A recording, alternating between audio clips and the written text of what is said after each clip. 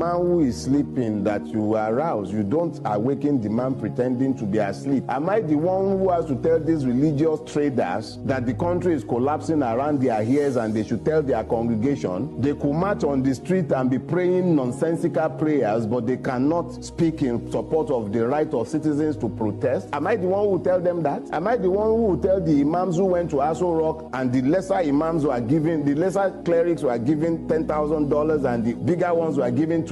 Am I the one who will tell them to stop lying to the victims of their excesses? If I'm working to awaken the people to find common purposes and those who are called in the name of God are busy profiting from the misery of the people and being paid off to be silent to the point where clerics have become distribution point for palliatives, so I cannot waste my life. In actual fact, I think about 4 or 5 years ago, I wrote a piece, I do not write for you. What was I saying? I'm not speaking or writing. House of Representative member Alex Ikweche slapped a boat driver. Who were you mad at? Yes, you. Is it the boat driver or the lawmaker? I was mad at the boat driver. I'm not a boat driver. I didn't care. How could an ordinary boat driver upset our majestic honorable member of the House of Representatives right at his home? How could that be? What an insult. What an audacity. Watch the video. Look at this monkey. I don't care what I am. Are you even looking at me that you can beat me? Or are you looking at me? What? Who the hell do you think you're talking to? Yes. The good thing was that the scandal ended well. The silly monkey boat driver apologized to the honorable member and received some goodies to take care of his wretched life. And there was peace. The man even apologized. Take a look. I apologize to all Nigerians. Regardless of the provocation, there should be no reason why I should react in that form. See, that's how things should go. Thank you, Afe Babalola, for making me understand this our peculiar psychosis. That is how it should end. See, when you are revolutionary and you talk the truth, people will come and slap you down. Then you talk the truth again, they lock you in jail. Then when you are very strong and you talk again, they may kill you. They may even burn your house down, like they burnt my house down at home. Now, when they burn my house finish, some friends who are very Africans know they are very afraid of life. Hey, fella, yourself, don't talk the truth again. You see, they come and tell you not to say the truth again. Then I tell them and say, they never hear anything at all. Then go hear pansa pansa. I apologize to my colleagues for working out. Now, added to that, with my colleagues, I expect fairness in the Senate for everybody. Concessions are given to other people. I expect them to be given to me also when it is needed. I apologize if you did not like how I lost my temper, but I was expecting this to happen today. Yeah, proceed to move your motion. Apology again, so bad. Mr. President, and my distinguished colleagues, my name is Senator Ireti Kingibe, representing the Federal Capital Territory. Note that the Federal Capital Administration, on the instruction of Honorable Minister of Federal Capital Territory, embarked on massive demolition of structures within the Federal Capital Territory.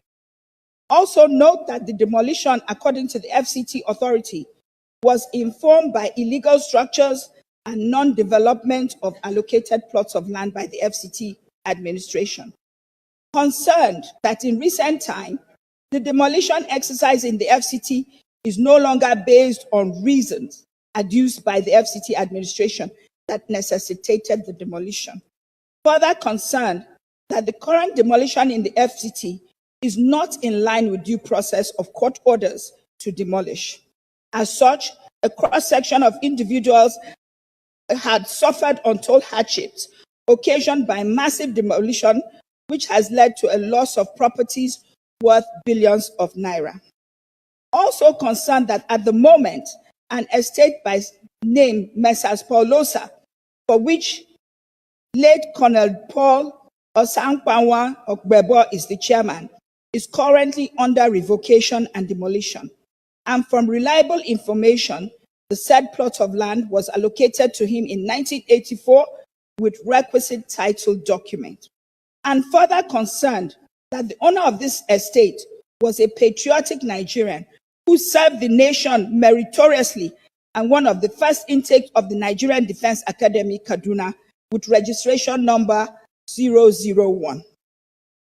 Senate resolves accordingly to urge the FCT administration to halt the ongoing revocation and demolition of the said property, as it does not fall within the purview of the reasons for the massive demolition being carried by the FCDA. Also, all demolitions should follow due process. Second prayer. I so submit. Thank you, but I have one off your mic. I have one problem with your motion. That number 001. Are you very sure? Because I know that Wellington Bassey's estate. Wellington Bassey. Okay. The first 001 was for the Nigerian Army. Then this 001 is for the Defense Academy. Okay. Any seconder?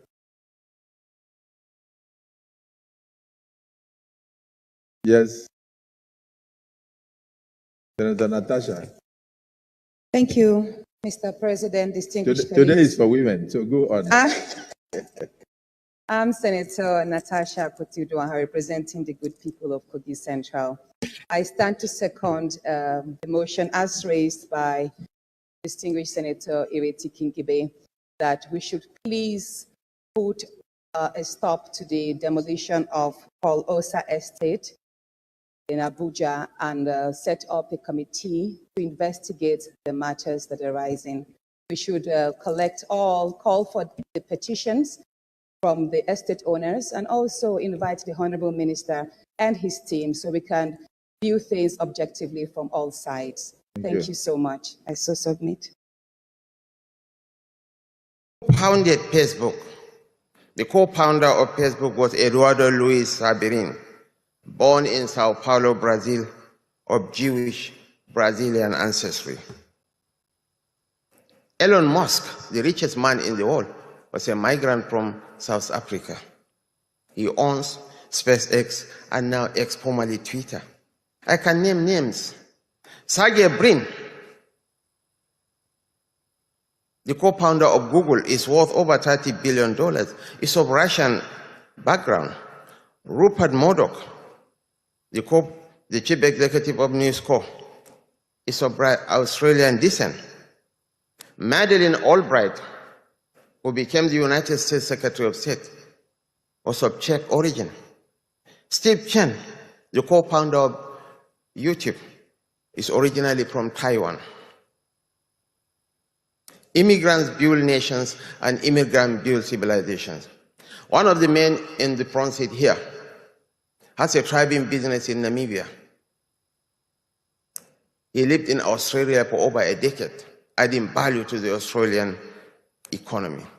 Hence, there is a need for us to respect and cherish immigrants. Migrants are the source of life in all societies. Rishi Sunak, the former British Prime Minister, is originally from India. A very brilliant young man. He never denigrated his nation of ancestry, nor poured venoms on India. Kemi Badenoch, the leader of the British Labour or Conservative Party. We are proud of her, in spite of her efforts at denigrating her nation of origin. She is entitled to her own opinions. She has even every right to remove the Kemi from her name. But that does not underscore the fact that the greatest black nation on earth is the nation called Nigeria. 1 out of every 3 black men is a Nigerian. And by 2050, Nigeria will surpass the United States, will be the third most populous nation on earth. 1 out of every 3 black men will be a Nigerian.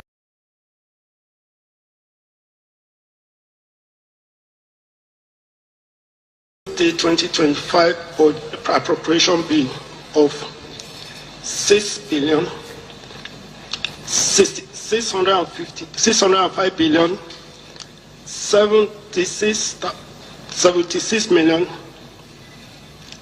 76. Let me take it again. 506 billion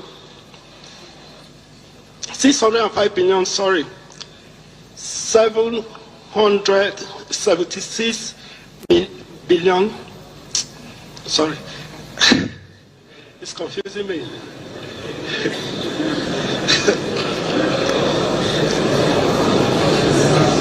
Okay, sorry, yes. 6. Order in the house, please. Mr. Speaker must be held in silence, please.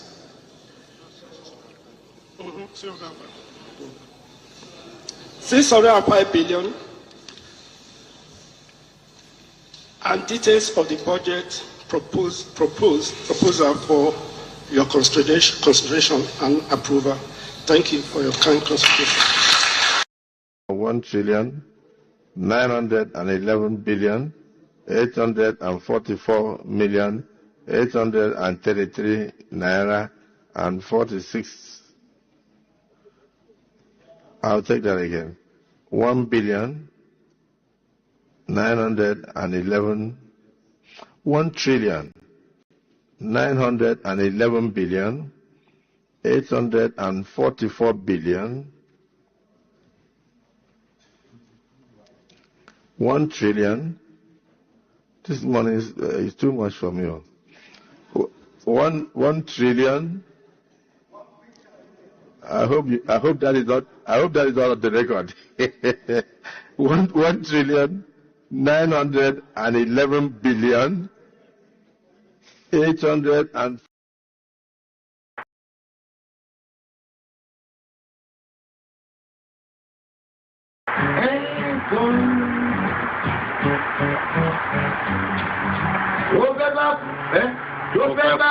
tó fẹ́ kú torí ẹ̀.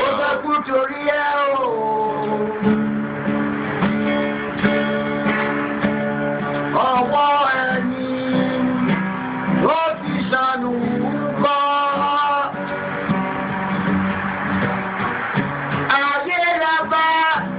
Ayé la fi sílẹ̀ sí. Ọ̀nà èyí yóò.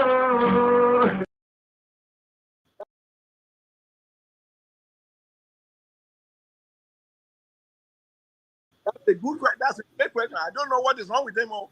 Hey, I don't know what is wrong with them. Somebody is asking for where you do your course and you are sure you did your course there. I agree with you. But a lot of what we hear, because you didn't hear this direct from Tinubu, because you know lawyers are very funny. Sometimes lawyers will say, you must not say this. I mean, you know what is happening to Donald Trump right now? Donald Trump that guy is walking himself to jail. And he's coming down to say that, oh, well, it was my lawyer who said it. It was your lawyer who said it. It was your lawyer who said that you should march people to the Capitol and stage a coup. People stage coup in Nigeria. They never live to tell the story. That's what I tell them. They never live to tell the story. They are summarily tried within a short time and sent to jail or made to face the firing squad. That is the way it works. But it's only in America where somebody put a gun to your head and you say, all right, well, you are quoting the First Amendment right. What is First Amendment right? What is it? I don't understand. So I don't know why he's denying Atiku the chance to go there, because the news media, they tell a lot of lies, things that are not true. I knew this man went to Chicago State University. I knew that. I won't lie to you. Dr. Wumi, if you were aware of Tinubu when he was at University of Chicago, yes. Can you elaborate on us the accusations whether he was actually distributing drugs and was a drug dealer in Chicago in those days? What do you know about this? Okay, thank you, sir. I heard about it, that he was distributing drug, and I know a lot of people who distributed drug. Who was the girlfriend of? But let's be more specific. So look, we've all heard that Tinubu was a big drug tycoon. We have all heard that. What kind of specifics? I mean, when you say you heard that from people, were your friends the ones who were buying from him? Did he tell them that he was selling? Like what can you tell us as a distinguished man around that area at the time when Tinubu was there? What can you tell us that he was really up to? Well, what I tell you, I don't know whether, in fact, the first time I saw drug, I thought it was Ilubo. I hope that Nigeria wins. I'm never going to wish any president evil so that I can say I told you so. No, I won't wish them evil. I hope. You see, I'm not praying. There's no point. I can't pray for Nigeria to be fine. I only hope that Nigeria wins and Nigerians win. Because if you choose a dodgy doctor who has a dodgy record, who has, all sort of accusations leveled against him, to say this doctor, we think he's done this, or this doctor, this surgeon, yes, he's a senior surgeon, he's the most whatever surgeon, but there are a lot of accusations leveled against him. If you choose him to operate on you, and you tell me to pray for you that it doesn't kill you surgery, what's the point? I can't pray. You might make it, you might not make it. My prayer won't change anything. So I hope Nigeria and Nigerians win during Tinubu's 4 years. Thank you. And I am ready to die defending Nigeria in whatever way. When it is God's time for us to go, it is you not took my going time to God. You are ready to defend Nigeria. I gave you No, I'm coming. Alexi, hold on. You already started. What I'm saying, defending Nigerians is this. I gave him my time and he's using it to defend Nigeria. No, sorry. I'm sorry. Alexi.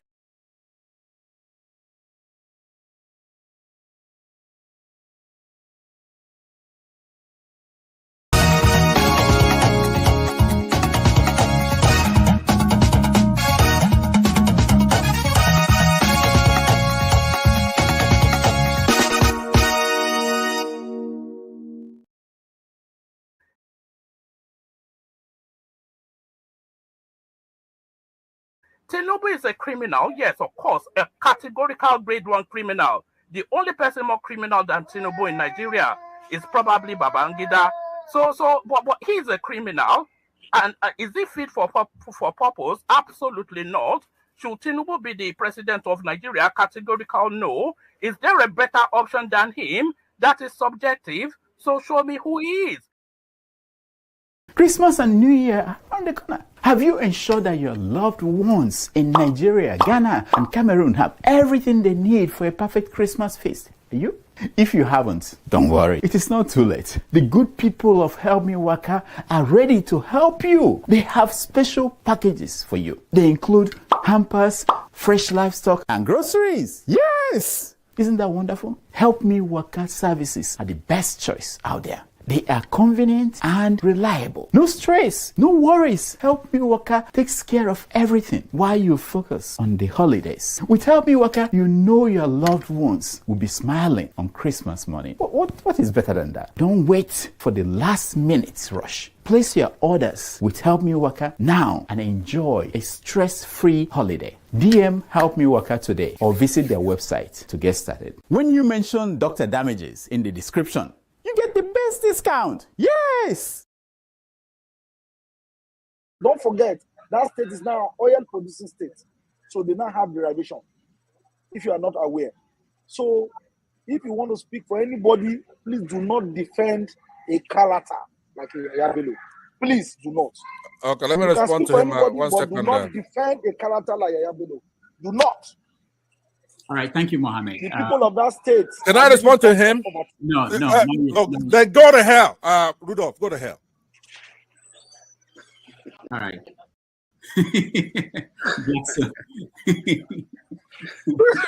Rudolph, I've never seen this part of him before. My God.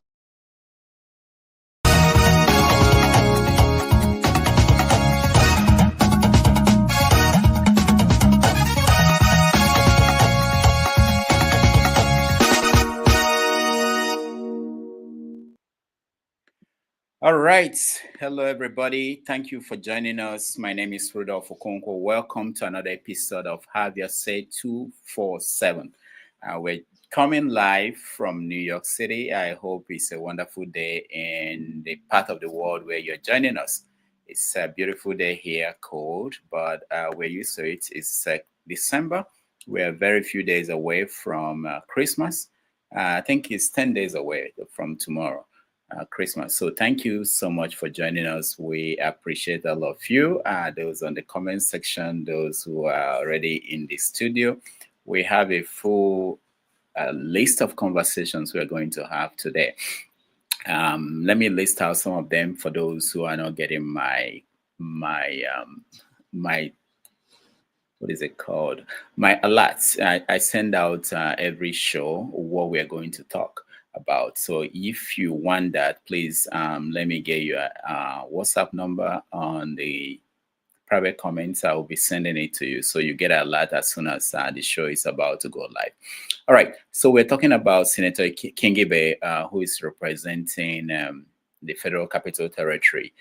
She went on the Senate floor to talk about Wike, the minister, and the demolition Wike is carrying out across the capital. Wike is insisting that he is going to continue to do what he plans to do, irrespective of what people are saying and people's complaints. And he said that if heaven will fall or hell will fall, he's ready for that. So there is a showdown. The Senate issued a statement telling him to stop. But it doesn't look like he's going to stop. Also, we have the continuing case of Dele Farotimi. It's been moving so fast and expanding so quickly. The courts in Nigeria are banning the publication and distribution of that book.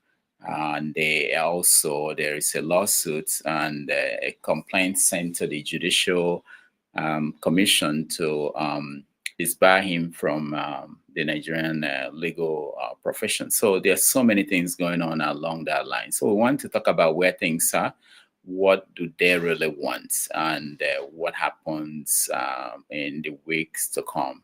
The case will be again come up on the 20th of December for bail hearing in Ekiti. So we'll continue that conversation. Meanwhile, the Vice President of the Federal Republic of Nigeria, Shettima, took issues with the leader of the Conservative Party in the UK, Kemi Badenoch. Kemi was saying that criticizing Nigeria, and VP felt that she shouldn't do that. So we want to hear what you think. VP even suggested that Kemi may change her name if she's not happy with Nigeria, and that whatever she thinks that Nigeria by 2050, I think, or 30, will become the most populous nation, number 3 in the world. As if that's an achievement. All right. There are other issues in the news. One of them is there's a report today that Simon Ekpa, we got it late, where he is in prison in Finland. That he's kept in a maximum security prison in Finland, where the most dangerous people are kept. He will be there till May of next year. And along that line, they were hearing stories that there are problems within the Biafran groups, autopilot group, about money, and also that his assets were frozen. Which means that it may have impact on the money the organization has. So we're going to talk about that as part of this conversation. I will open up the studio for those who are there. If you want to come on, turn on your camera so we can bring you on. If your camera is not on, we won't bring you on. And once again, thank you for joining us, those on the comment section and those who are watching and listening at home, welcome.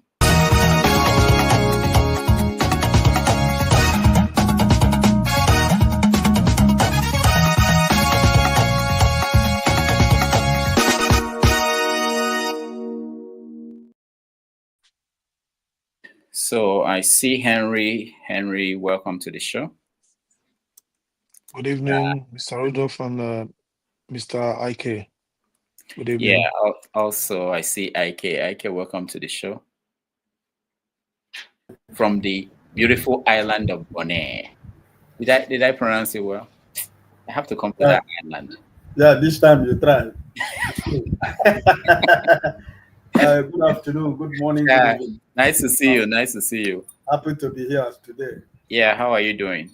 By the grace of God, my brother, we are alive today. We wake up being alive in the land of the living. So we have every reason to thank God for today.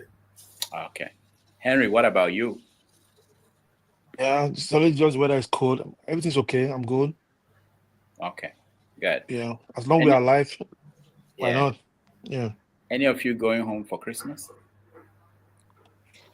No, I'll send my Christmas to them in Nigeria because I have no time for Nigeria this time. You have no patience for Nigeria. No. I just came back February anyway this year, so I wanted to go December, but they should wake up from their slumber first. I hear you. What about you, Ike? No, for me, Nigeria is not in my agenda to visit as now. You know, it's not in my plan. It's not in my program. But I hope that the people back home in Nigeria, that God will protect the families to celebrate with whatever they have. This celebration is, for me personally, I celebrate life every day. So there is nothing for me so special as a Christian. I know we memorize the birth of Jesus Christ, but outside that, it has become an instrument of commercialization where people are worried for nothing. You know, people are worried what they're gonna eat, how they're gonna change their house, spend their house, buy new furniture. I mean, so many families are into financial mess because of Christmas, because they want to be like Dr. Rudolph. You see Rudolph painting his house. The neighbors are worried about, if he's painting his house, why not we can do it? Or they see you buying Christmas light and decorations, those things that will only last for 2, 3, 4 days, and they are thrown into the trash. And you see people who are worried, what am I going to do to buy Christmas firework? You know, people spend millions and thousands of dollars buying fireworks that has no meaning, that has no, any kind of meaningful or positive impact to anybody's life, not even to your own life. It just, but I don't tell people who have money to say they throw away. But in the present day reality, my brother, if I gather those money that I have to use to buy firework and buy Christmas light and stuff, you know what our country looks like. Any family you give that as a present is a lot. So that's what I hope to do. And for your information, I never in my entire life bought any Christmas light, decorate my house for Christmas. Never in my life. I've never done that because it doesn't make any sense to me. My house is good the way it's looking. So what is special? I can paint my house anytime. I can change my furniture anytime. I can buy anything anytime. It doesn't matter. I have to. What if I die before waiting for Christmas? What happened? So, I mean, for me, my brother, it doesn't. I just recognize that I'm a Christian, that Christ came, he suffered, he died for me, and he resurrected and he went to heaven. And as a believer of Christ Jesus, I will, celebrate in the church for his birth and, thank God for life that he gave me to see December. That's all. I do nothing special. But for my family, friends over in Nigeria, we will try to bless them as much as we can, because No matter however it is, we are better off. After all, you can go in and sleep. Security, you have it. So All right. Thank you. Thank you, Ike. Sure. Welcome to the show. Good afternoon, sir. This one way your camera die. I've not come to replace you. Don't escape. I don't know what happened. The great escape. And we have not started talking about Shettima. Anyway, so how are you today? I'm very well. Yourself? Good. So let me start with you on stories I probably missed that are important. I mentioned some of the things we are going to talk about. Can you add to that if you have anything that? There's not much to add really. It's just something that I mentioned yesterday that I'm going to reiterate today. This would apply to the people in the UK. I can't speak for the US or Canada or any other place. We have lots of Nigerians. In terms of renewing your Nigerian passport, I know Kene told me yesterday that I shouldn't praise them for stuff like that. It is what you expect. But since the bar has been set so low, when we see positives, at least when I see positives, I try to highlight it as well. So it doesn't seem like it's just a constant government bashing. So over the last 3 months or thereabout, everyone that I know that has gone to London Nigerian House to renew their passport, once you go and capture your biometrics, you would get your passport in about 2 or 3 days posted back to you, which is a miracle. People used to wait 2 months, 3 months. Of course, you would have people at the door that would tell you when you go to say, if you want it in 24 hours, pay me £100. You pay them if you want to, and you get it in 2 or 3 days. But most people will be like, I'm not in a hurry. So it used to take about 2 to 3 months if you didn't pay them anything. Now, remember, for you to even go and capture, so let's say you want to apply today, your passport expired, you apply today. The date you would get on their calendar is like 3 months, in advance. So, for instance, one of my friends applied yesterday, and the first available date to capture is the 10th of April, 2025. That's still an issue, which I'm hoping that Lubumi Tunjujo would look into and clear the backlog. But in terms of when you go and capture, it's now taking 2 to 3 days to get your passport back. But the one that blew my mind was my friend's wife went to Nigerian House on Thursday. She got there around 11 a.m., left just before 1 p.m. So she was there for under 1 hour. And yesterday, less than 24 hours later, she got her passport. This is not somebody far away. My friend sent me a message. He said, "Oh, I can't believe this. She was there yesterday. She didn't leave until about 1 p.m. yesterday. And now it's 12 o'clock. On Friday, she has a passport." So between capture and getting the passport, it took less than 24 hours. So someone said, what about the queuing and the unfriendly attitude? The last time I went there, July last year, is still a mess. But let me tell you a trick. My friend whose wife went there, what he does all the time is, he said, why do you people go there at 4 o'clock and 5 a.m. and go and queue? They don't open until 9 o'clock. So you're standing outside for 3-4 hours before they open up, and they don't deal in appointment time. They'll give you an appointment time, but it doesn't work. It's first come, first serve. You join a queue of about 200 people, So if you get there at 6 a.m., you're like number 150. So what my friend does is, he gets there, if you remember, I said his wife got there around 11 a.m. So he would usually go around 11, 12, where the first set of people have come in and gone. So by the time he gets there around 11 a.m., maybe there's like 10, 20 people ahead of him already inside. There's no queue when you get there around 11 a.m. So that's a trick. If you're in London, I'm not speaking for America before anybody come and tell me something. But in terms of London, you get there around 11 a.m., you do your biometrics, and you get it in 24 hours based on what happened yesterday. So I thought I would highlight that. And also I saw the news that they have the e-gate finally working in Abuja Airport, Nnamdi Azikiwe Airport. And, the people would have used it, seamless entry into Nigeria. And that nonsense desk of them checking your bag and customs and all of that, 3-4 people opening your bag when you live in Nigeria, that is no longer there in Abuja, because they now have these automated machines and all of these things that would scan your bag. And what Keyamo said he's asking for is that the customs, because he said it doesn't control customs, which is true. He said it doesn't control custom or DSS. So he said all their table, he wants to dismantle it. And he's saying, come and sit down with our aviation guys so that when the bag passes through the scanner, if you see anything suspicious from the screen, you pull the person to one side and go and speak to them. It's not a case of everybody that is leaving Nigeria, you tell them to open their bags. So in terms of coming in and out of Nnamdi Azikiwe Airport in Abuja, it's become beautiful in terms of the experience. I'm only hoping that they bring it to Lagos, because I don't want to first go to Abuja to fly to Ibadan. It's okay. I just want to touch down in Lagos and do my Kabu Kabu to Ibadan 1 hour and be done with it. So I just thought those two things are positive, from last week. There's still a lot of work to be done, but when I see little gains, yes, I agree, the bar's been set so low. It's something we get in the Western world. We don't have to thank them for it. And I'm not thanking them. I'm just saying, well done. Well done is not the same as thank you. So I just thought, to mention that. So, yeah. Thank you so much, for that beautiful, positive story.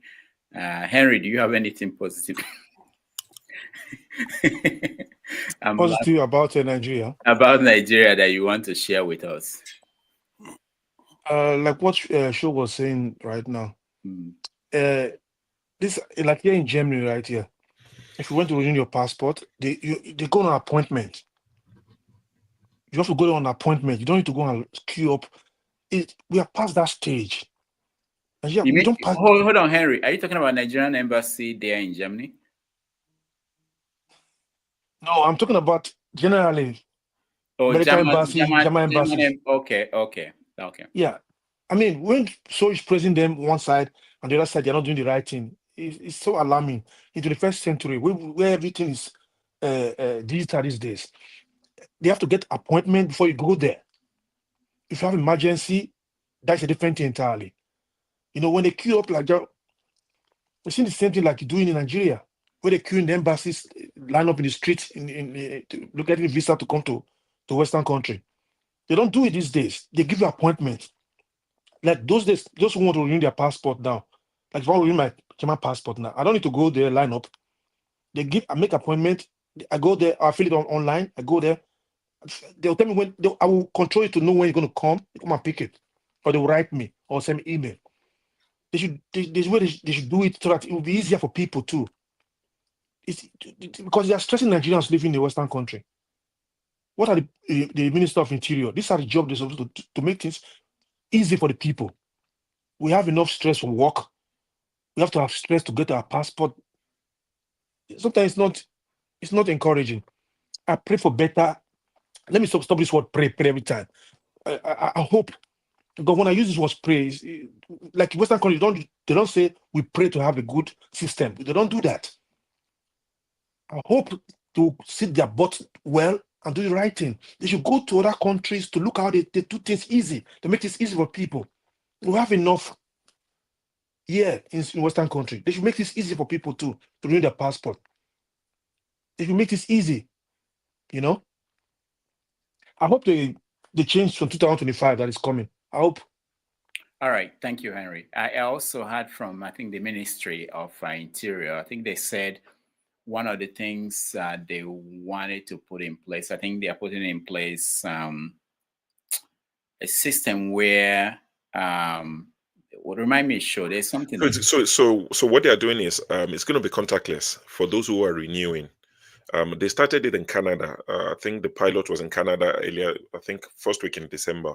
Then they're bringing it to the UK. The people that I know that have gone in the last couple of days that I've told you about are people who already booked this biometric appointment before this new thing came about. So the new thing they are doing is it's going to be contactless if you are renewing, because they already have your biometrics, which is what we've been saying. Why am I going to give them my fingerprints every time I renew? So the only people they expect to come into their facilities for face-to-face are the people obtaining the passport for the first time, which will reduce the queues at their premises. Because what Olubunmi Jojo said is that going forward, I can't remember what the portal is called, but you download the portal. If you are renewing, you submit your documents online, then you apply for renewal and they'll post it to you. He said it should be with you in about 2 to 3 days for renewal. If you still want to go and see them, or if you miss Nigeria, you want to go and be disrespected, you are free to go to face. I think it would cost less. But if you want to do it on the app, they said it's slightly more expensive, but you will get it sent to you without you having to visit them. That's what it plans to do, and I hope that they do it. In my case, when I renewed last year, I was still face-to-face for everyone, and I did 10 years, so I have no business with them until 2033. So I'm happy. All right. Thank you, Sho, for that update. Just since I already work for the government, according to some people, I might as well get paid. This one that I'm campaigning and talking Olubunmi. No, we talk to them. We talk to them. Let them come and the be check paying me. will come, and the platform will get 10% of that check because you use this to do your job. Nigerians.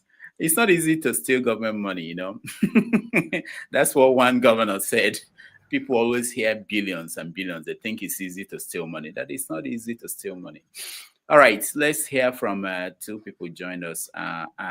What we're doing now really wanted to do something that just crossed my mind. Maybe because most of the time we are spending hours talking about negative things. Let's think about anything positive so it won't be that we are always forefathers. Do you have anything positive that happened in Nigeria? I'll give you one before. The enemies the enemies have shut us down. Throwing him away. I think Kemi Badenoch is a positive one for forefathers. Let me rile him up. So sure. Don't get me started now. So, all right. Yes. Mr. Rudolph. Yeah. Anybody in the comment section try to play with me these days, I'm going to block them because I'm not ready to play. I'm ready to discuss issue. I'm going to block anybody who started to make me as a kindergarten. I'm not going to do that with them today. I'm here for issue, to discuss issue. I'm ready to block any of them. Thank you for warning them, all those people. All right. Forefathers, I wanted to point out that I'm just looking at the headlines, and there's this story that should be of interest to you. Benue State Governor, the Reverend Father, I forgot his name, but he established a security outfit. I'm not sure what they called it, and he hired 5,000 personnel. Benue State Civil Protection Guards. That's what he called it.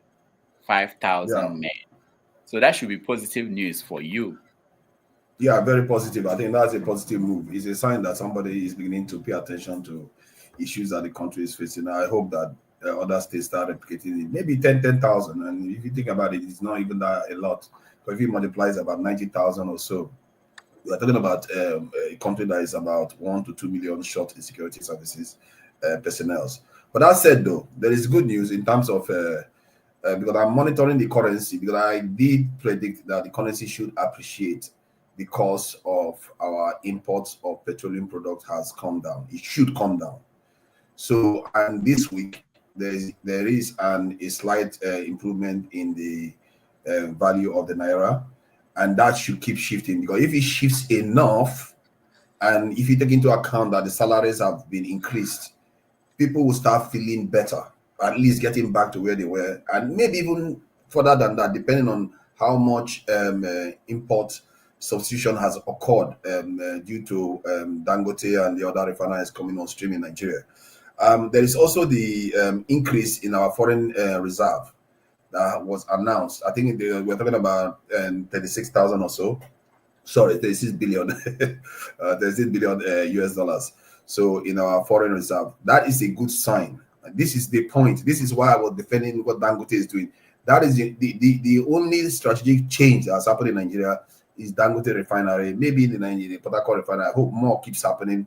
And no matter how much Tinubu tries to sabotage it, if the forces are not so deliberate and so insidious, there is no reason why the Nigerians should see improvement in their lives. Things should be improving, and I hope they actually do their due diligence while things are improving to actually batten down the gains that we make this time, because we made this type of gains before. My worry is that many of us will just take our eyes off this thing and forget that this is just food on the table, not something that sustains our gains. And this is why the 5,000 recruitment is a sign of good things. But I just hope that Nigerians start making strategic moves to a kind of bed down any gain that we make.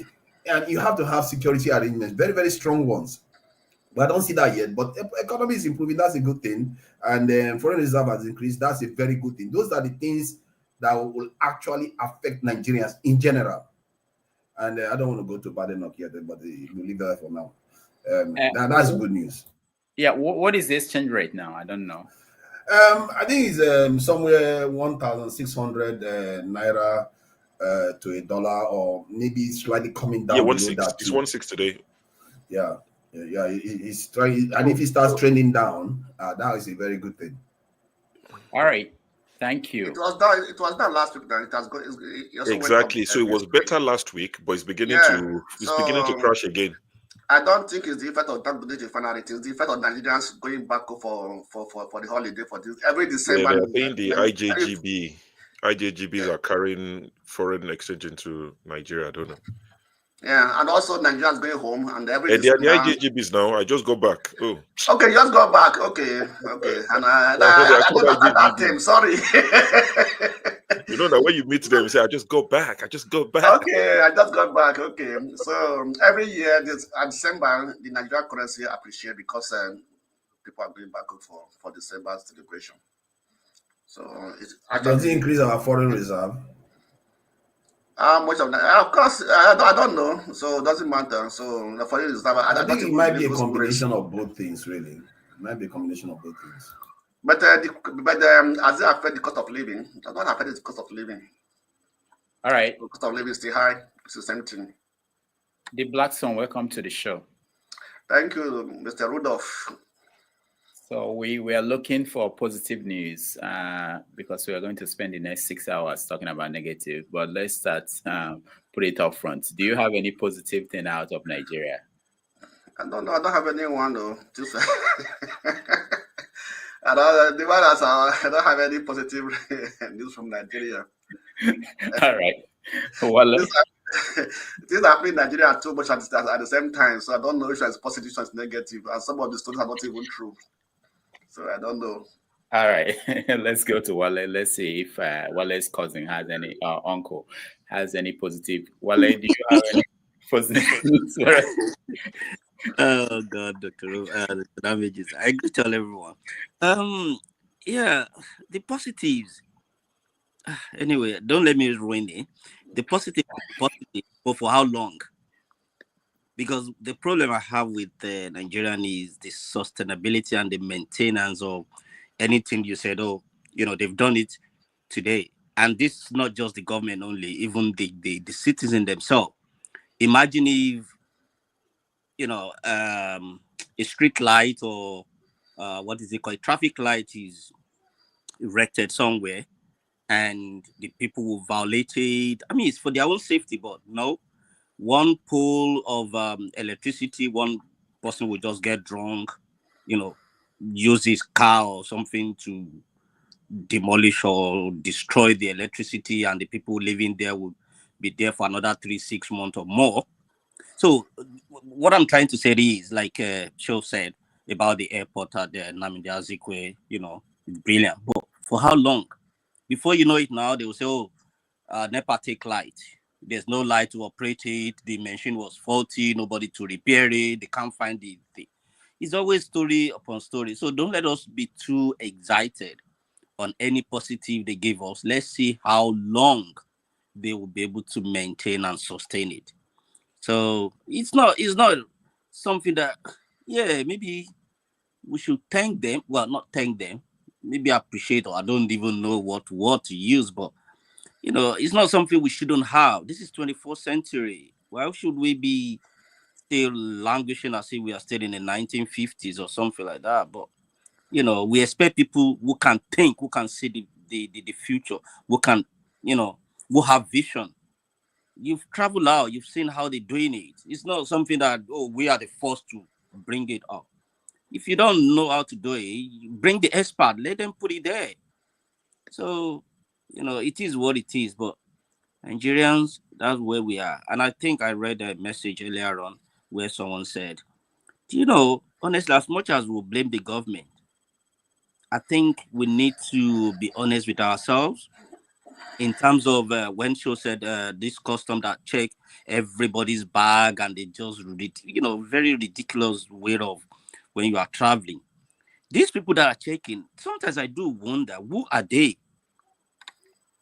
And I read someone's name at the airport at some point, and I look like, oh, this person, I wish if you are my family member, if I can trace you, then I'll talk to him and say, Uncle, you are one of those spoiling the country.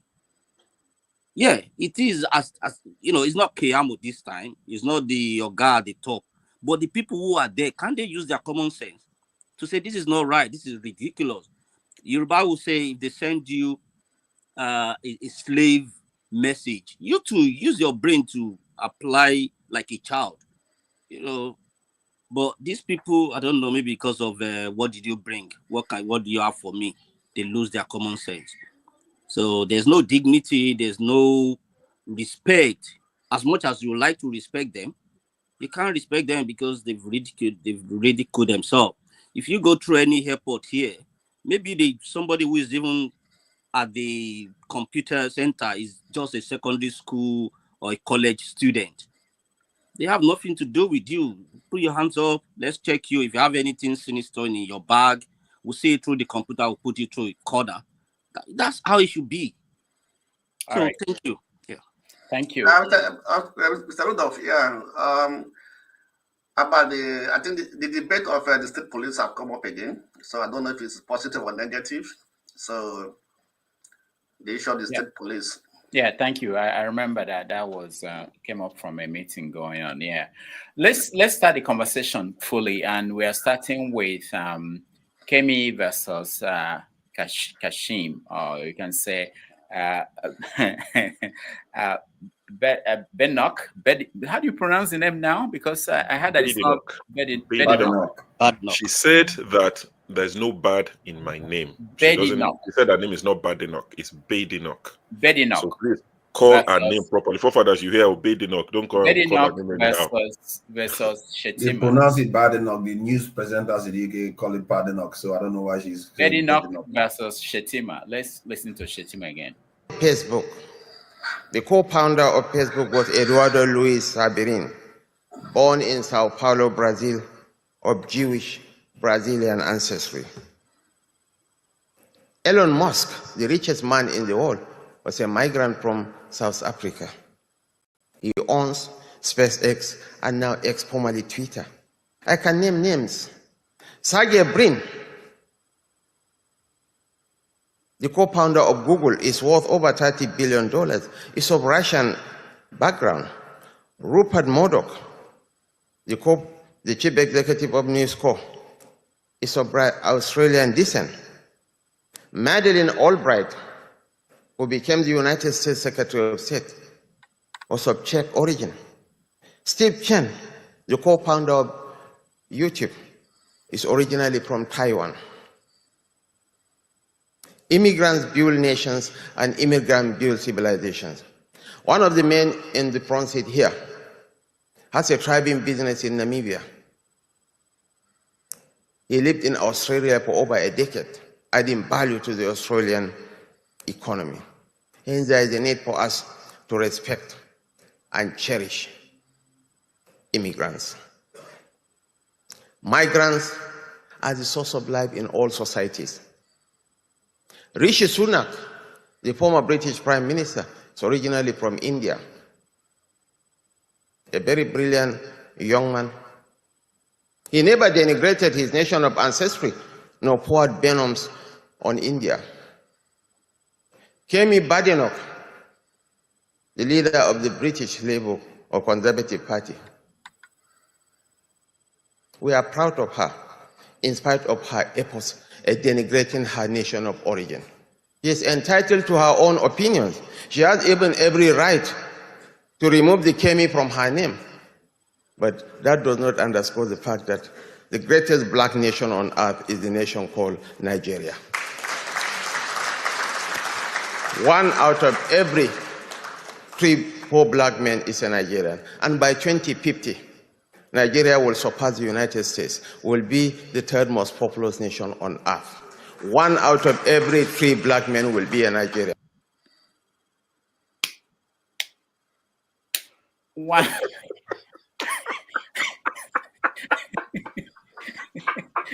So they give me the food. It's some food now. It's crying. Wait.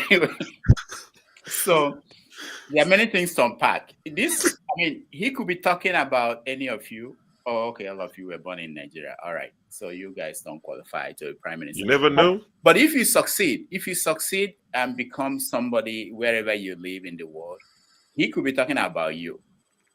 So there are a lot of things to unpack. It could be your children who are born abroad, that will turn their back on Nigeria at one point, and the vice president will talk about it. So let's get your viewpoint. Let's start from the people in the UK who understand this issue better than us. Show. Okay, I'll try and be quick, which sounds difficult. I know Fofada is going to pop in on her. I've seen some of his posts regarding this issue. I think Shettima made a mistake responding to Kemi Badenoch. I don't think he should have responded.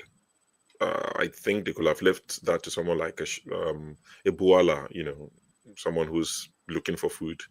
Just get him to do any of your laundry. He would do it. For the vice president to do it. Now the UK press are picking up on this conversation, something that they didn't talk about. But now that the Nigerian vice president has spoken about it, the UK press would have to speak about it because it's now a big issue. So I don't think Shettima should have engaged at all. Shettima is doing what is best for Shettima and people like Shettima. Kemi Badenoch is doing what is best for Kemi Badenoch. I told people, I said, go on YouTube, go and look for Kemi Badenoch's TED Talk in 2011. You would not believe it's the same lady. She was pro-Nigerian. She was pro-black. Because at that point of her career, she needed to identify. She needed a ladder to climb on. So she used and dumped, which is not new. It's not unique. She's a politician. So I don't know what people are expecting. What? Because she's a Yoruba, has a Yoruba name, or what exactly? She's a politician. They lie. It's part of what you need to succeed as a politician. As crazy as it sounds, you need to use people and dump them when it's convenient. You move on to the next one. She wrote a letter to her constituents in Dulwich. Read the letter. In 2010, she wrote the letter. You won't believe it's the same Kemi Badenoch. But at the time, she needed them. She was talking about how she was trying to apply to go to Oxford or Cambridge University. And a teacher told her, don't bother. It's beyond people like you. It was her and a Chinese friend that went. And she said she was disappointed because now she doesn't think those people are more intelligent than her and the rest of it. So she saw the prejudice. But this same Kemi, years later, after going through secondary school and uni, and now as an MP, was debating another MP at the House of Parliament about 3 or 4 years ago. Her name is Dawn Butler, a Labour MP from Barnet. And that one was talking about how the UK curriculum needs to be changed, the way they teach history. And Kemi was saying, what history? What is bias in the history? There's no bias anywhere. There's no prejudice. Because she's moved away from that girl that was told not to apply to Oxbridge. So Kemi would do what is good for Kemi. It's unfortunate for her that her name is Kemi. If she could do away with the name, she would do away with it. How do you want her to explain to the people, these British people that she wants to lead, that she's pro-Nigerian, when the British people, the Caucasians, are complaining of too much immigration? They're talking about the great replacement. They don't care if you're from Nigeria, if you're from Syria, if you're from Jordan, if you're from anywhere. We're all immigrants as far as they're concerned, and they're right. So you want Kemi now to identify and say, oh, no, Kemi has to say these things. I don't agree with it, but for what she's trying to achieve, she will do it, unfortunately. I'm not saying I will do the same, but Kemi is doing what is best for Kemi. So, and now it's now common that she said she's not ready to do the laundry or to launder the image of Nigerian politicians. She called them all sort of names. And she said, I'm a Yoruba person before I'm a Nigerian. I have little to do with Nigeria, that she has nothing to do with the northern part of Nigeria, where it's the breeding ground for Boko Haram.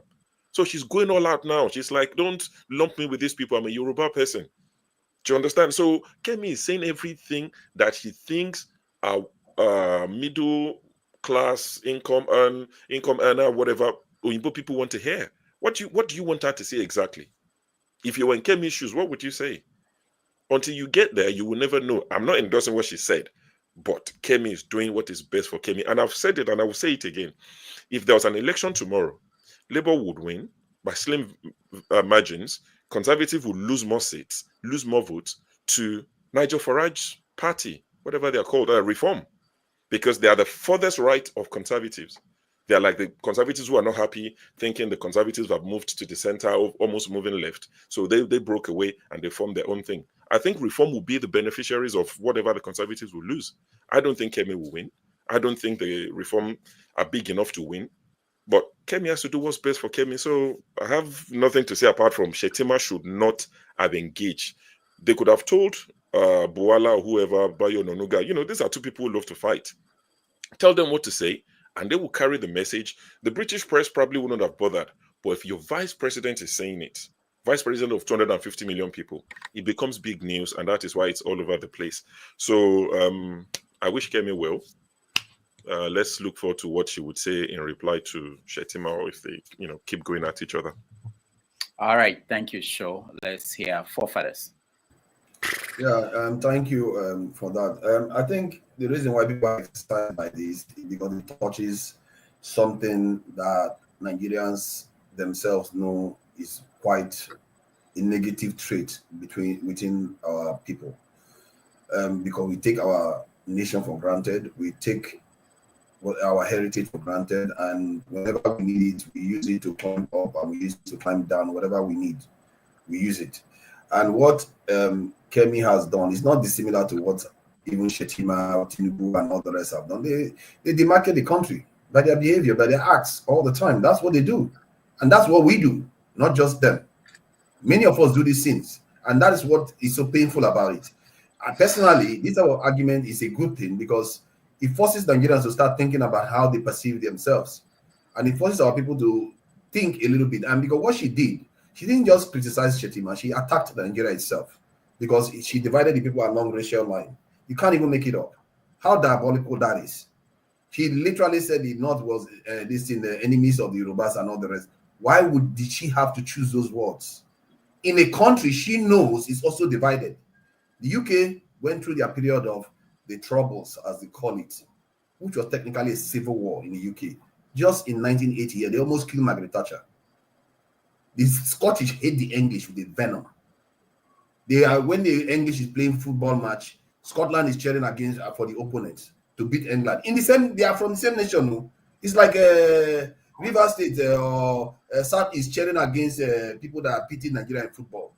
And that shows you how divided the UK is. But yet, she chose to highlight the division in Nigeria.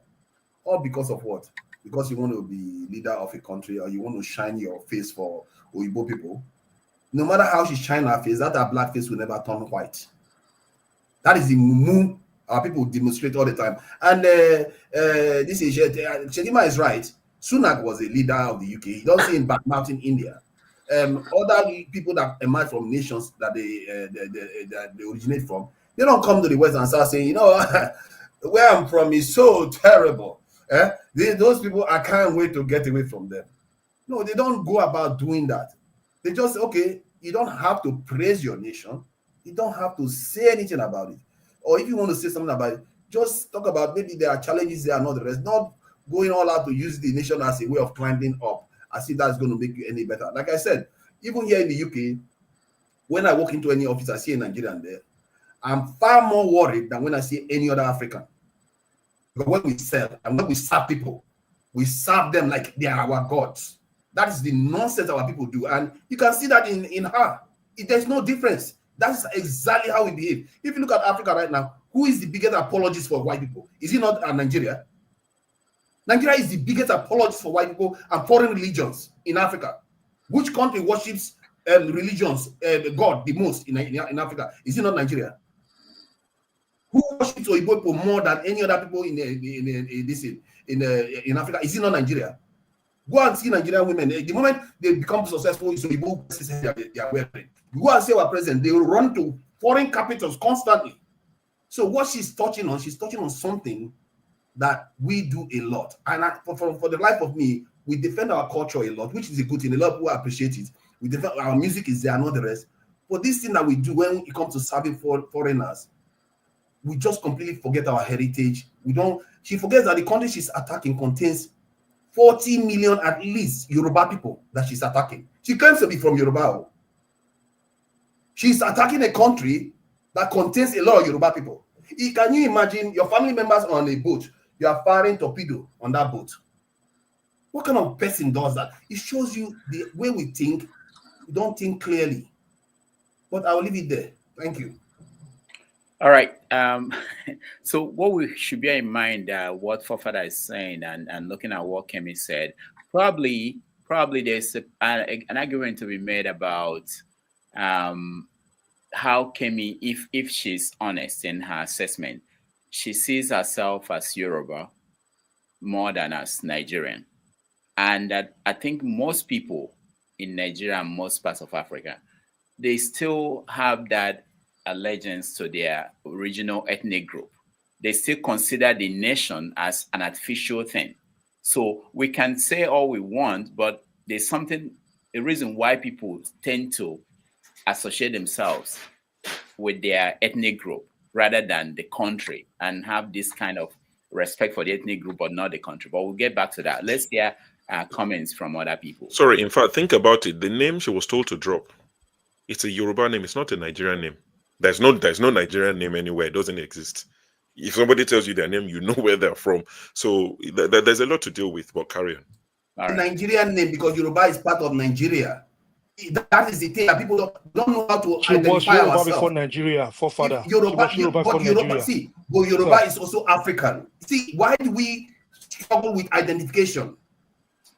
Yoruba is a subset of Nigeria, just like a Yoruba is a subset of Africa, and Africa is a subset of the earth itself. How are we struggling with identifying? This is a serious problem that we have as a people. We don't seem to identify. This is why we are the most united in the world, and that's their power. No matter they have reason to be very divided, but they are the most united. All right, they are far more coordinated than we are. Let's make no mistake about that. We'll get back to that, the intricacies of this conversation. Let's hear Henry. If we can remember, before the election or after the election, your lovely vice president was saying, when Nigeria cried for restructuring of Nigeria, what did he say? What was his reply, Mr. Forefather? He said, restructuring by foot. This is what he said to the public, to the old Nigerians. When your lovely ex-president Buhari went to United Nations America, when he said all Nigerians are lazy, Nigerian youth are lazy, you don't cry wolf wolf here. That lady has the right to speak how she feels. She's a politician, that's it. Our politicians lie the same too to you people. They lie to us. Your president now, your next president now, you love so much now, that is doing well. Go and listen to what he said before, from years ago. He don't believe in one Nigeria. He said it, Tinubu. I can find it for you to see it there. He said it. So we should not pretend that we are one Nigeria. We should not pretend we love this country so dear.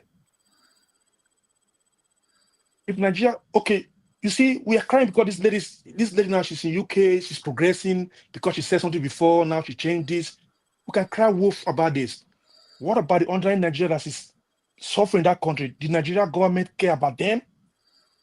That these are Nigerians who are suffering, who cannot eat two square meals a day? No, we should think about it too. We not come here and just try to be hypocrite here.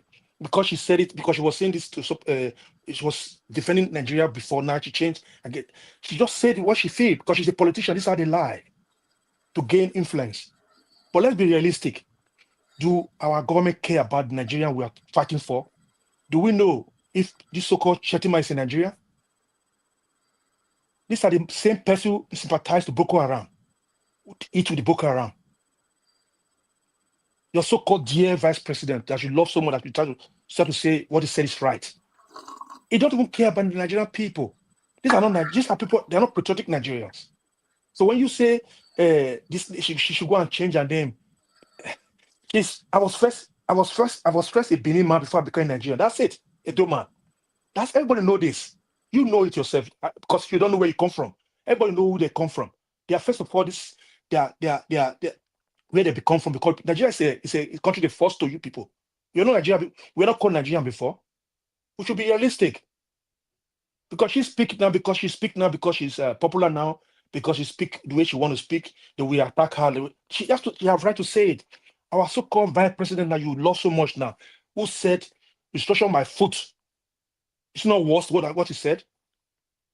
What she said, it's not worst. a vice president said this thing in the public.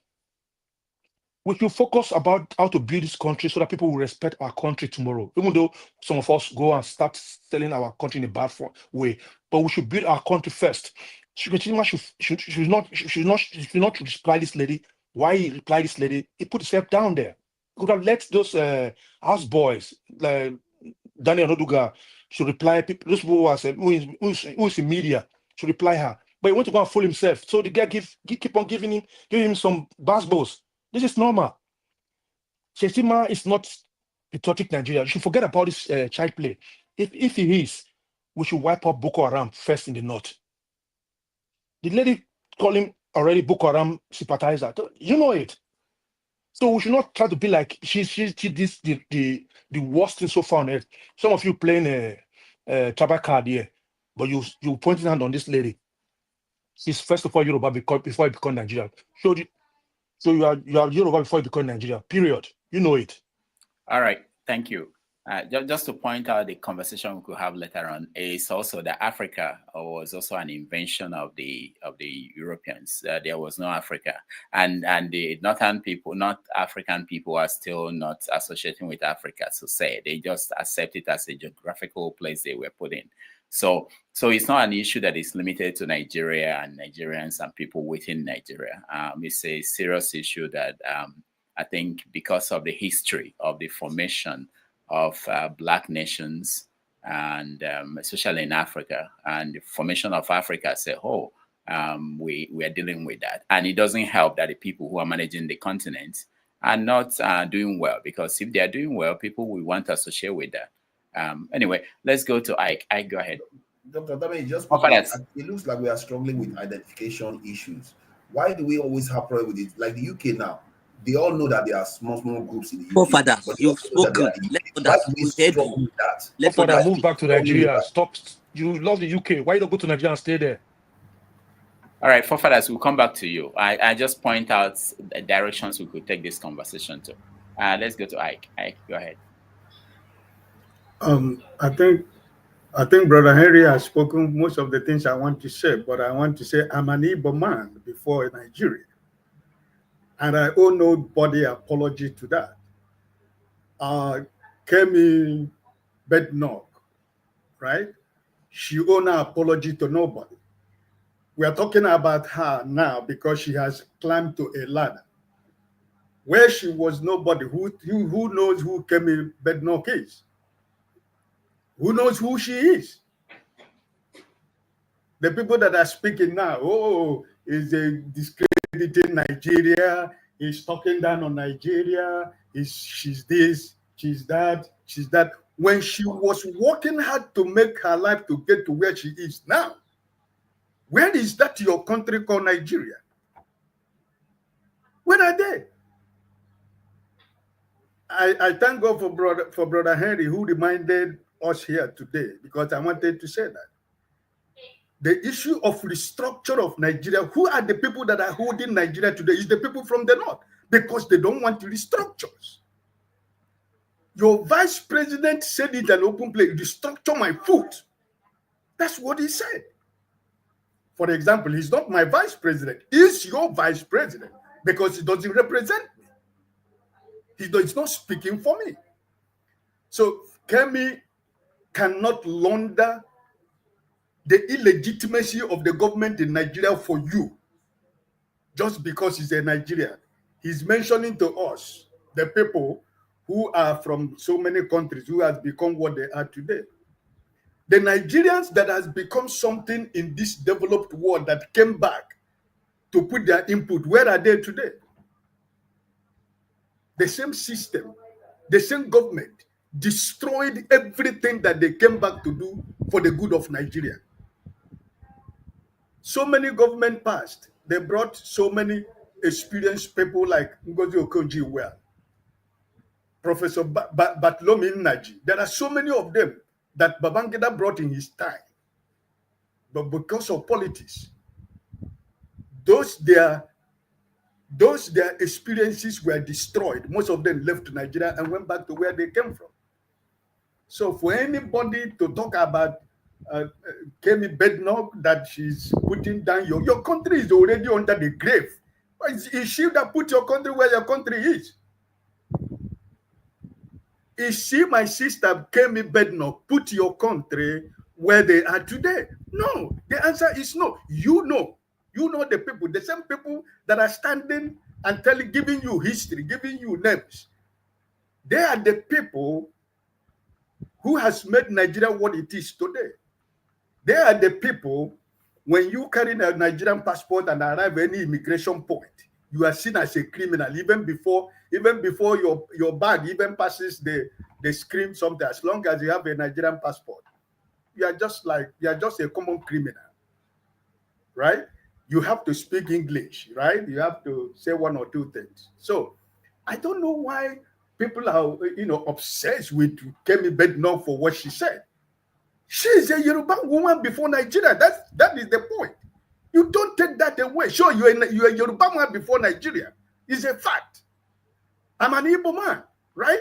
Before I've never denied that. Okay, point. Proudly. Good. Proudly. Okay, good. Remo, Look at my background. Look at it. Remo. Yeah. I narrowed it down to Remo. I'm from Ogun State. I'm a Remo man. Proud. God bless you. So let me land forefather. So I don't listen. Anybody that is attacking this woman for saying what she said, you're just being dishonest to yourself. Because that government you are talking about that is so important to you is no government. Because where we are today is the same people that have put us where we are today. All right, thank you. I wanted to point out something that Dr. Alexander wrote, which was, I was trying to get it, that Kemi is playing the right politics, and that because of what she's doing. I remember, it made me remember that during the campaign of Obama, when Obama actually took off, the campaign took off, was when he went to a black church and criticized black men and their relationship with the idea of them having children everywhere and calling themselves fathers. And it was very bad. He was criticized by a lot of people, including Jesse Jackson. But that played into it helped him to kind of secure a lot of white voters. So maybe the politics that Kemi is playing is that one of her biggest disadvantage in whatever campaign that will happen at any point is that she has a Nigerian parents, and that will be a factor. And she's trying to disassociate herself from that with these comments. All right, let's go to the Blackstone. You're next.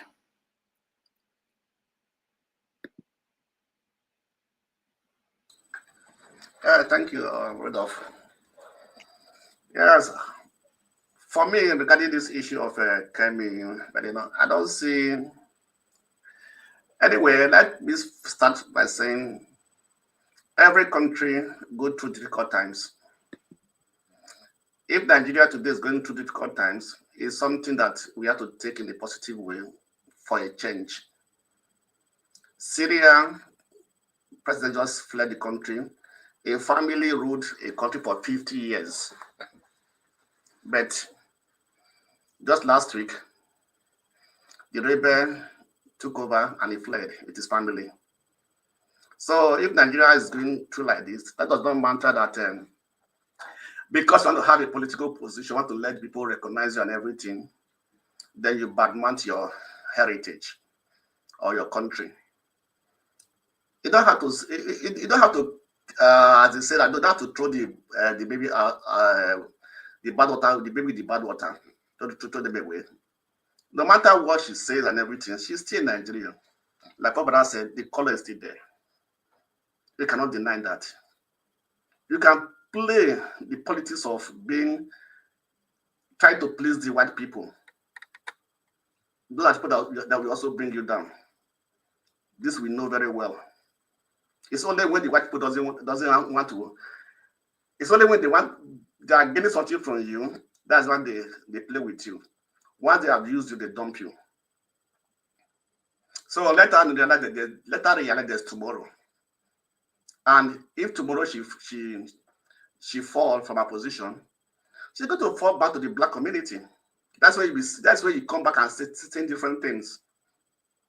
So let us realize that even she being a British or trying to get that position of a prime minister and everything, you still have to respect your own nation, your own country, where you're coming from. You don't need to badmouth your country. Don't need to say the negative things about your country. Nobody asked her to talk about Nigeria. Nigeria should not be a campaign issue or something that is how to catapult you to the point you want to be. So if you are not in Nigeria, leave Nigeria alone. Let Nigeria fight their issue. They're not even inviting you. It's what she said that people are talking about. It's not because of her. It's the word she used, right? And nobody in a position not to get a position that you badmouth is so country that other people not talk about. She brought in the discussion. If she did make those statements, I don't think Nigerians will not even reply her. She basically started that discussion, and so people are also going along with her. So let us realize that in everything we do, there will always be tomorrow. What will tomorrow bring? Is she going to be on that position forever? The last prime minister, how many years did he spend in that position? Somebody now is in that position. Where is he today? Do we still hear about him? So whatever we are saying, Nigeria has an issue. Nigeria is going through a difficult time and everything, but it is still Nigeria. That does not change the fact that it's not Nigeria. Countries go through difficult times. Even Europe today have difficult times. Even Germany is going through difficult time this time today. They have a lot of problems with their economy. The government is have collapsed. So no country is free from issues or from problems. We see these things. Most of us badmouthing, criticizing, saying negative things. Why don't we say sometimes how to change the country? People can say what they want to say. People are in power today. That is their chance, their opportunity. But tomorrow they will live there. Right? So let's also realize that we are a nation, and it is how we present ourselves, our nation. Mr. Ak said we take Nigerian passport. What made Nigerian passport become a useless passport? Let's go back to the history. How Nigerian passport became a useless passport? Is it the government? It's also the people. We the Nigerians we are also a problem to Nigeria. That's the truth. So let's not deny that fact. Somebody is doing our own for our benefit, and I don't think issues even there should even benefit Nigerians. Just like Obama they never benefited Africa. So nobody should put their hope on a black person that because it comes from my country, if it's that power, it will benefit the nation. There are so other many Nigerians who are doing very well over the world people are not talking about because they're not badmouthing Nigeria. That's what it is. Thank you. All right. Thank you, the Blackstone flagship. Good afternoon, Rudolph. Can you hear me? Yes. Good afternoon to everyone on the panel. It's good to see everybody again. Rudolph, I will take a minute to go back to where you started from. You began the show by asking about good news or good report, positive news from Nigeria. And I think there is one that actually struck me this week. I think all 36 states recently unanimously agreed and put forward a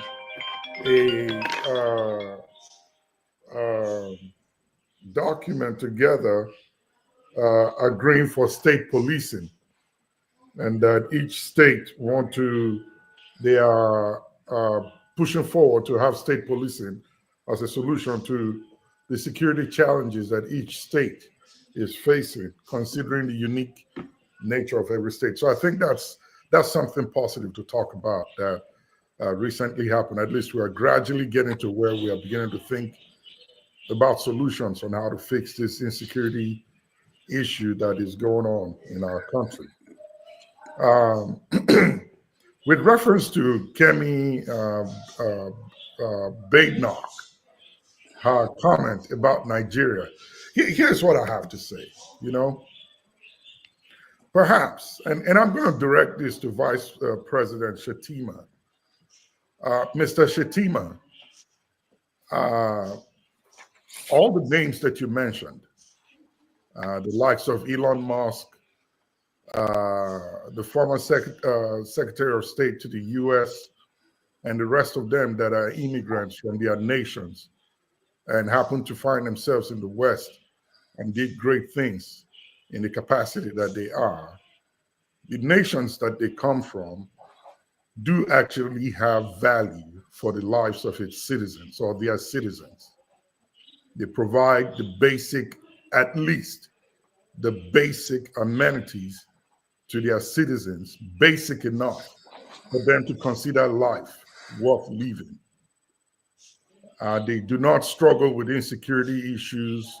They do not struggle with hunger, poverty, and everything that Nigeria is dealing with today. Their nation, to a great extent, has provided a very, very good platform or forum for their citizens to thrive and to make a good living out of their lives. Something good enough that they are proud to speak about in whatever country they find themselves. Hence, they do not go back to blast their nations or speak bad about their nations where they are from. Their citizens do not seek to run away from their nation due to hardship and difficulties that they face. That's why somebody like Elon Musk, although from South Africa, finds himself in America and having an enabling environment, is able to do what he does. And today he's about $450 billion richer. And from the last time that I checked, is the richest man in the world. I don't see why he would speak bad about South Africa, where he's from. They value life there. They have what everybody would need, at least on the minimum, to make a good contribution, not only to themselves, but to their lives and their country. Kemi Badenoch is saying what is happening in Nigeria.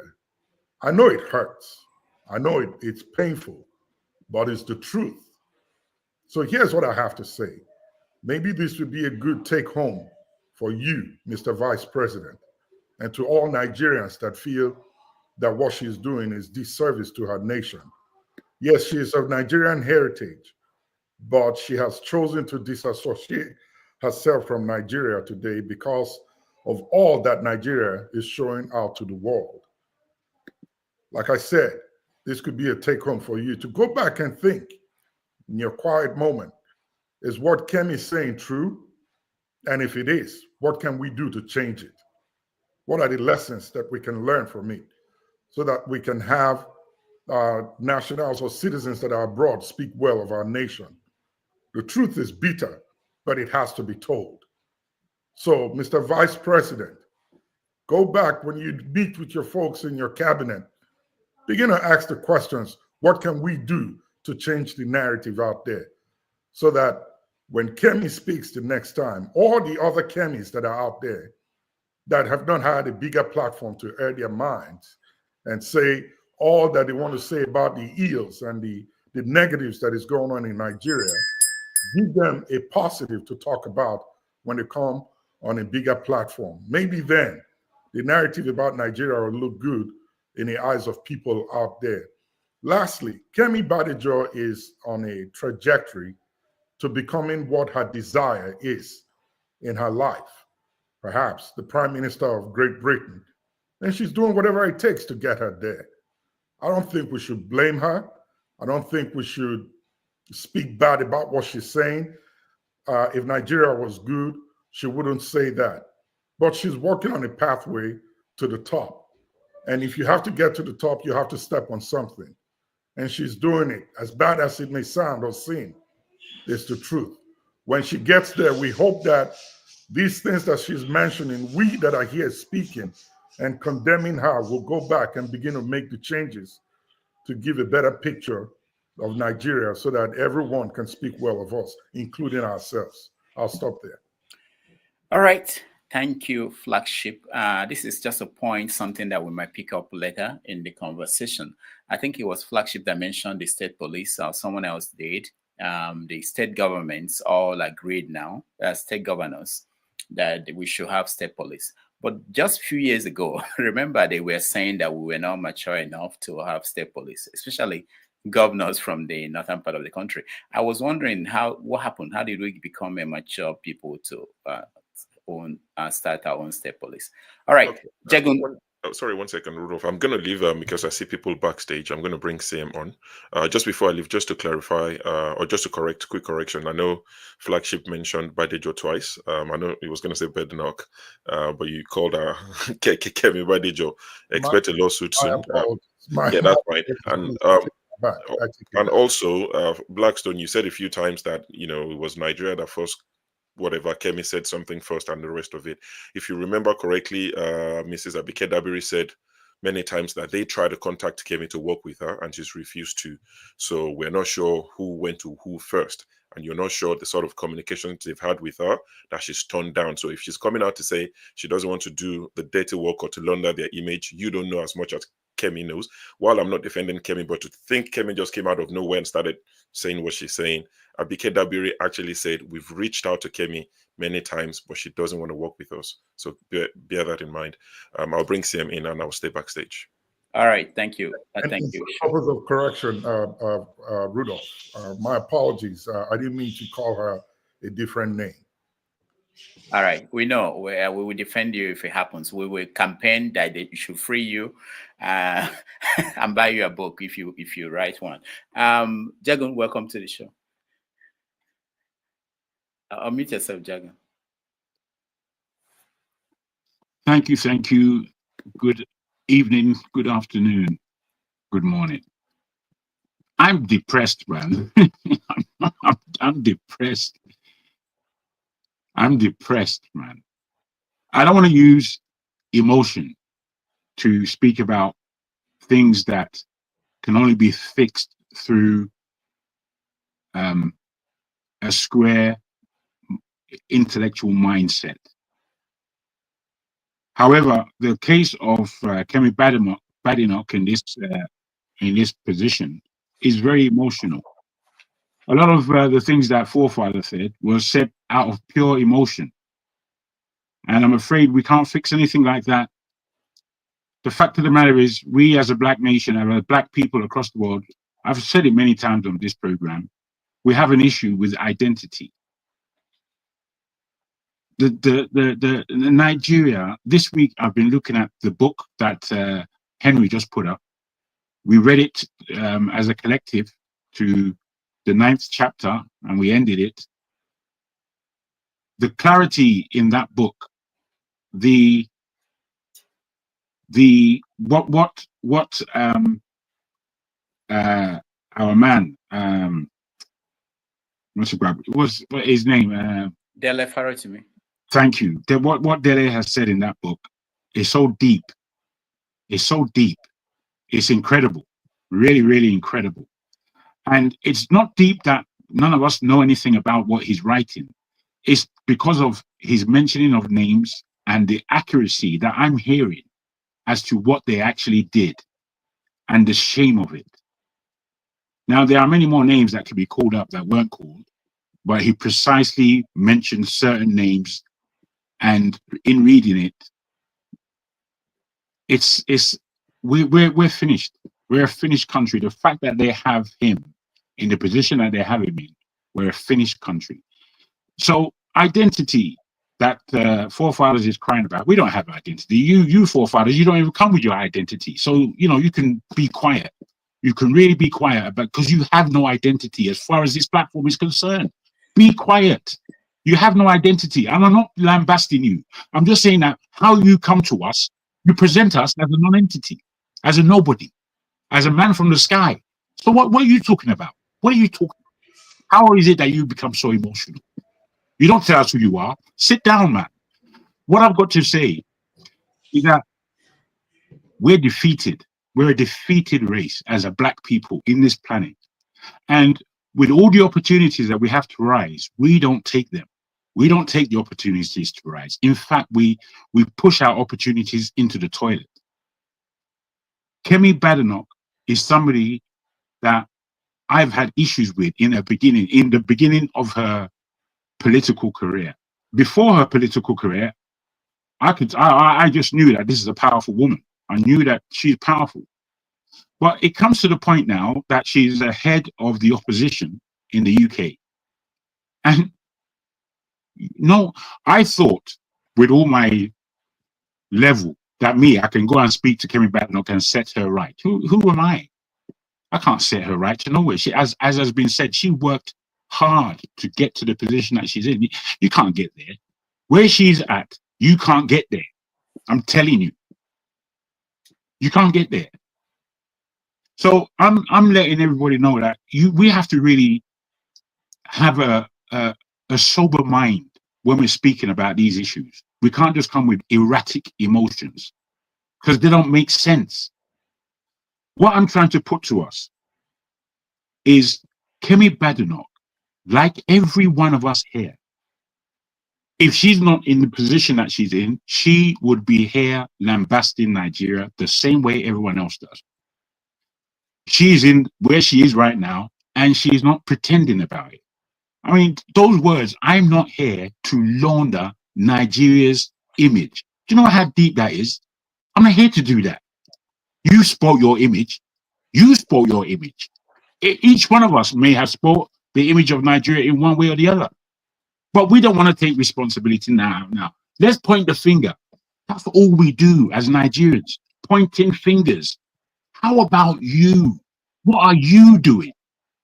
You see, I'm fed up with Nigeria. I'm fed up with Nigerians. We don't really have a sense of any approach that brings us together. There was a time that I said to everybody here that the South, the geography of the South, should come together.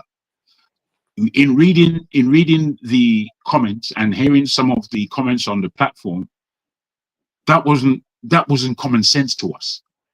We don't even come together. The only togetherness that there is in that country, I think, is the far north. They are the people who are running it because they whether their houses are oppressed or not, they come as one. We in the South, we can break up into 50,000 different pieces and we don't give a damn. We don't care that we're not really moving forward. What has Biafra done? What has that done? And I don't want to bring up a Biafra conversation, but that is a separatist, a serious level of separation from we in the South. We have to accept it. This is Biafra. We accept it, okay, but it doesn't bring us together. It doesn't give us any power in that place called the South. None. And that's where all the power is. The real power. That's where Nigeria actually is more than anywhere else. Nigeria is the south of that country. But we don't recognize this. What we want to do is fight against each other, drag each other down. Let's do that. Let's behave like damned monkeys. I have to say it. The way I see Nigerians, we don't really go in the right direction. The right direction may be presented to us, but we somehow fail upon it. Tinubu came in. The first thing he wanted to do was to attack Niger. Is that the right way forward? What a stupid thing to think. Absolutely stupidity. That's who we put in power. You want Kemi Badenoch to... I saw one thing this week where it was a Biafra thing, and it was speaking about Kemi Badenoch and what she said and how this may help Biafra. I had to write them and say, stop begging. Why are you begging for somebody who's so far away from your problem that you want her to be the person who instigates Biafra for you? I mean, I think these things are myopically stupid. I don't understand, that's all. I don't understand how we behave. And it seems to me that where Nigerians are, the less Nigerians that are in a certain group, the better. And I'm ashamed to say that. I'm ashamed to say that. Because I think that we're a great people, but we always exemplify idiocy. We always exemplify going in the wrong direction. And nobody wants to say we're going in the wrong direction. Let's stop. Let's stop for Dele Farotimi is in prison for what is not a crime. defamation of character or something like that is simply not a crime, and it still needs to be proven. But it's there languishing. Everybody is out doing their own. I spoke to a cousin of mine for the first time in quite a while, and I was expecting him to bring up issues of Nigeria. Now, he's not a millionaire or a zillionaire, but he's well-to-do. He didn't mention it once. He didn't mention anything about what's going on in Nigeria because he's quite comfortable. He doesn't really like Nigeria. I mean, he likes it in terms of his beer and he's earning money or whatever.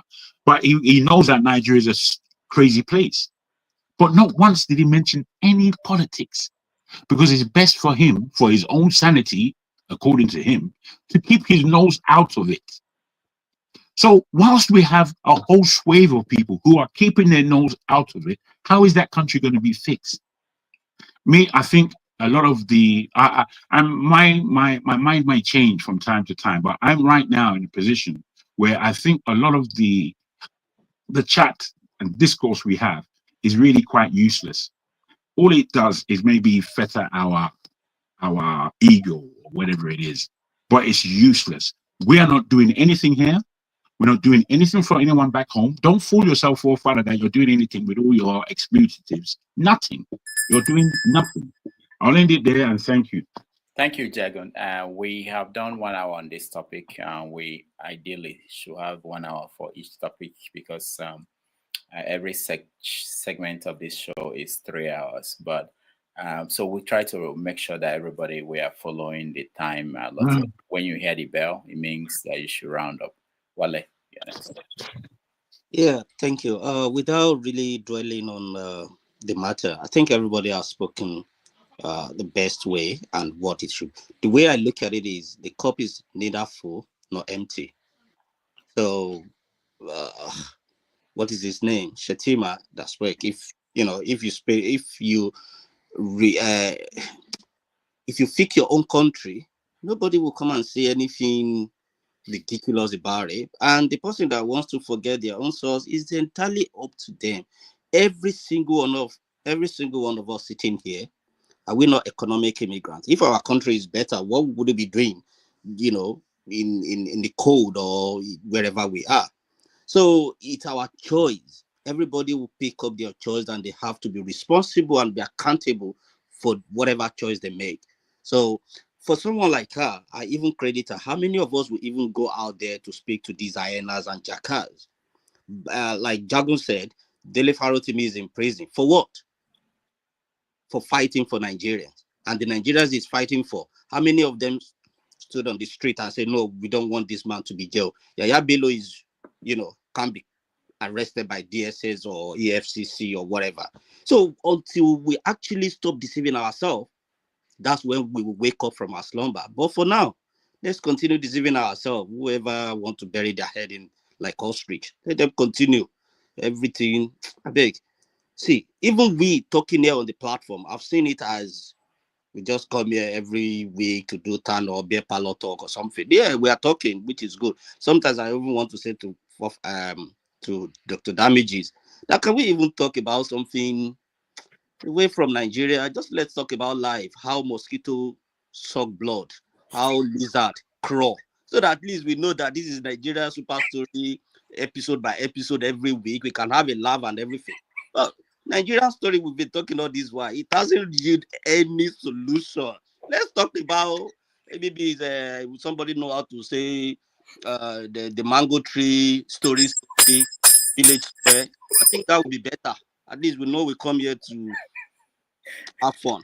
So anyway, it's really saddened, honestly. It is really saddened to see that we all bury our head like ostrich because we have somewhere to live. We have somewhere better to say. God forbid bad thing. If that man call a Russian president, throw something and say, okay, let God something happen. I'm sure many people will know the village where we come from, except if we want to join the US Army or want to join the British Army. So if not, we'll find the first available ticket to run back to our village. So I beg, don't let me waste time. It is, let's change the story to village square and Agama go to market or something. All right. Thank you. Well, it's the peak of disillusionment to want to talk about lizard. Well, don't worry. Next January, I teach African folk tales. You can come and tell those stories. I will invite you to the class and tell those stories. All right, Paul, welcome to the show. Doctor, let me just even join with where Wale stopped in a softer way. Just imagine my 71 years old mother. I took my mother to the US. Every family member, childhood friends, they were happy for me. Meanwhile, my mother is in the US suffering. No good food. Nobody's talking to her. Her grandchildren that she missed so much, they look like strangers to her. They just come, hi, grandma. They walk away from her. You understand? She's not enjoying. Sometimes she even want to question herself whether is this really my grandchildren and everything. But guess what? Because Nigeria is not working. That's why everybody will happy that I brought that old woman to put that woman in problem. I will deposit that woman in church. I will close, go. Other of my friends will bring their own mother here. Who are they gossiping? They gossip my wife, or they gossip their own sons, their own son-in-law, son-in-law, or daughter-in-law. That's what all these old people do. They don't enjoy anything. But you know anything, just bring them there. It look like good life just to take care of their health. If Nigeria is working, I don't think those type of parents will stay here 2 days. One of my friend brought his mother here. The mother started to shit for body. Strategy to go back home. Carry me, go back home. They started to shit for body. They deport the mother back home. Quick. You understand? Because she's landlady in Nigeria enjoying her best life. Why punish her to bring her here? Everybody say, don't go, mama, you enjoy, you the fresh. Fresh for waiting. Tomato inside cold place, no go rotting. Does that mean the tomato is living a good life? You understand? Where it's not even sweet in the pot of soup? You understand? So, doctor, but let me go back to Kemi Badenoch and everything with the VP. I'm so ashamed of the VP talking all these things. Do we really want to blame Kemi? You understand? Let's tell ourselves the truth. Did Nigerians actually voted for Bola Tinubu, that he won the election when you and I know for the past 105 years old, nearly every ruling party lost election. Like it happened in the US, it happened in Singapore, South Korea, is going on in France, so many other countries, Ghana just happened. And guess what? All these countries that the ruling party lost election, they all accept defeat. What happened in our own country? We went to Supreme Court. And what happened? Bola Tinubu won. You understand? It happened everywhere. Let us tell ourselves the truth. Nigeria is not working. Doctor, you and I, every day, the commoner, talk so much negative thing about Nigeria. Because it's not a news. Like they say, every day dog bite people. They say, oh, go give anti-rabies vaccine or whatever. But when a man bites dog, then the man make the news. Do you know who is the man that bites a dog? That is Kemi Badenoch. Do you know who is the man that bites a dog? That is Davido. That's why they could come out hard, because these people speaks volume. Many people can hear them. That's why they are fighting. But the good thing is that every one of us say all these things. Atiku has been there for God knows when, over 30 years, you understand, controlling one party. Bola Tinubu has been there for over 25 years, controlling another party and everything. What are we doing? Nothing. You understand? And if somebody comes out to come say some things, people will talk all these things. Doctor, I will tell you something. Basic law, I'm not a lawyer, but I've heard about so many lawyers and everything. As at 1984, when you talk about this Abuja land with Wike, let's just even go back there. Let anybody come as 1984 that they have CFO, certificate of occupancy in some of their land, close to those land that Wike want to revoke. You understand? How did my father bought land in Lagos back then? My father just know the man who sell land and give the man money. They say throw stone. How far your stone can go, that is the portion of your land. So if today now they want to revoke my father's property, now they'll come up with all these clauses. But guess what? That was just the standard. You understand? And if you want to go back to law, you're supposed to go back to law to say, what did he obtain then? Then for further, what I can tell you that I understand with common sense, I'm trying to put all these things before you ring your bell. Doctor, how come doctor don't take blame? How come governments don't take blames? How come if I bought a land and I'm paying what they call tenement rate, or I'm paying land use charge in a property, and government is taking those things, which means that property is legal for me to be paying taxes, for me to be paying my rights. And if government stand up to say, oh, you didn't do it very well and everything, does the government don't take some blame? These people have some levels of documents. These people have been paying some type of money. Is it that government don't take blame in our part of the world? One young man living a bit close to me, something happened 2016 here. They were changing this pipeline and everything. After this water pipeline that happened in Flint, Michigan, everybody that live in that apartment, tenants that live in an apartment, the way you pay your rent, that part of your rent go to tax. The government give everybody in that apartment $9,000 because they want to work on pipeline. It's going to affect people's business. It's going to cause a lot of traffic and everything. They give people money like they give stimulus because it's going to affect them. Government also take blame. Why they want to rush to do this type of it? To affect business, it will affect the residents.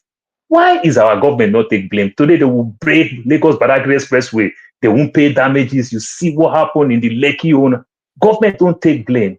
We cannot grow a nation. Doctor, you and I know the best people to sue in this part of the world that we live is government. The police is doing something in California. The police bike guys that they ride this bike, they do this bike demonstration every year. They've been doing it for donkey years. It happened this week. One of the police mistakenly crashed and hit 10 people. Guess what happened? They started suing the city of San Francisco to cash out their money. Something that is traditional, that police will come do their stunts with their bike. You understand? But accidents happen, people sue. In our part of the world, how come you can't sue government? How come government knows no wrong? Look, we need big wings like this to shame our governments. That's where they listen. Doctor, do you know how you break security? How you break security when our president can go to France to treat himself? Our president can go to England to treat himself and everything. In this age and time, when you and I understand what is called medical thing, is utmost secret. If there's anybody that know about my health issue today, right now, maybe only my wife. You understand how they protect it? Our own president own can be open, can be exposed if they want to compromise. I don't think these things work like that. Doctor, since 2013, I've been going to all type of graduation. 2013, I was in Harvard. 2014, I was in Cornell. 2016, I was in ASU and I was in Rice University. 2024, this year, I was in Georgia State University. Every Nigerians that I see, only one Nigerian in Cornell that went back to Nigeria. And guess what? She is back in Canada, working in refinery in Canada. But every other people that I see there, you see the Saudi Arabia, you see Japanese, they graduate, they go back to their country. But when you see Nigeria, we domicile here. Why? Because Nigeria is not working. If Nigeria is working, how many British students school here that said, I want to get work permit? Doctor, how many Canadian school here that say they want to get work permit? Our home is not conducive. Our home is barbaric to us. My brother, I went to Canada with my hand luggage. I come back peaceful. I went to the UK with my hand luggage. I come back peaceful. I was in Lisbon, Portugal, the same thing. But when I go to Nigeria, I will offend everybody. Everybody beg me money. The ones I can't give, I look wicked. All right. Nigeria is not working. Let us tell ourselves the truth. It is a shithole country. It is us that will tell them so that they can believe our honest truth. Because if they tell us, we'll call them racist. Let us start telling ourselves the truth. Nigeria is not working. They tell me I can't work in oil company in Delta State, where my mother and my father, you understand, is an illustrious son of that land. They say because I was born and raised in Lagos. They deny me, true son, mama, papa. I'm not like the Lagos gubernatorial aspirants. Me, because I was born in Lagos. But today I'm making money now. If I still don't help them in Delta, I'm a wicked boy. Nigeria is not working. Let us tell ourselves the truth. It is us that will tell them the truth. If CM say these things now, say Urobo people, they do this thing now. They will gather CM, they will start fighting CM. This is an Urobo man telling you now that Urobo man, they say I know they for the struggle for all your money because they bought me for Lagos. Right. They don't bought me for Canada or Lagos. Paul, thank 5 you. hours drive. Nigeria is not working. Thank you, Paul. All right. I just at the point I wanted to know whether he's hearing me, the bell and everything, but I know he's emotional.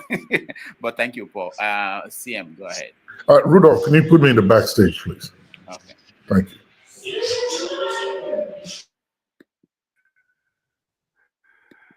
CM, go ahead. Okay. Yeah, good evening, Rudolph. Good evening, everybody. Thank you, Paul. I like the way you sounded. And thank you, whoever, those of you that have spoken before. Actually, I want to say something about this Kemi, the conservative leader, Kemi Badenoch. Please, if I didn't pronounce his surname, but I know the spelling. It's just one of those things, Kemi Badenoch also.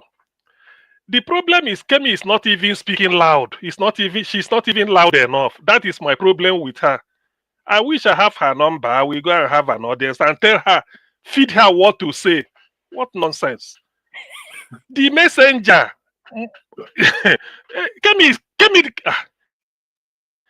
Well, anyway, the gods are wise. Hey, look at Shettima. You see, that is the problem with Nigeria. Ordinarily, this is people like Reno Mokri should reply Kemi. If at all Nigeria is serious, you look for Reno Mokri, Fanikayo, they give them food. They reply Kemi. Which one be Shettima? It's like I had it. It's like Boko Haram was talking to Kemi Badenoch. It's like the Boko Haram in chief, the commander, was talking. This is the way they drag Nigeria down. I don't know. You see, when I had the thing, Kemi was she was being too diplomatic. That is the issue. But she's too diplomatic for my liking. She should have opened up. She should have opened up on Nigeria. What are we talking about? She's probably Yoruba. Yes, she's a Nigerian because Lord Lugard said she's a Nigerian. That's all. Chimamanda Adichie said. Chimamanda said, "I'm Igbo. I'm that a British man be a Nigerian. What is wrong with? What sort of righteous indignation? Somebody come and tell me Kemi is doing. Look at Shetty. If there is anybody qualified to even speak, the least qualified person to even talk is Shettima. Have we forgotten the Christmas Day bombing in 2011 at Madala Suleja? Is it 2012 or 2011? The culprit we are looking for was quartered by Shettima. Yes,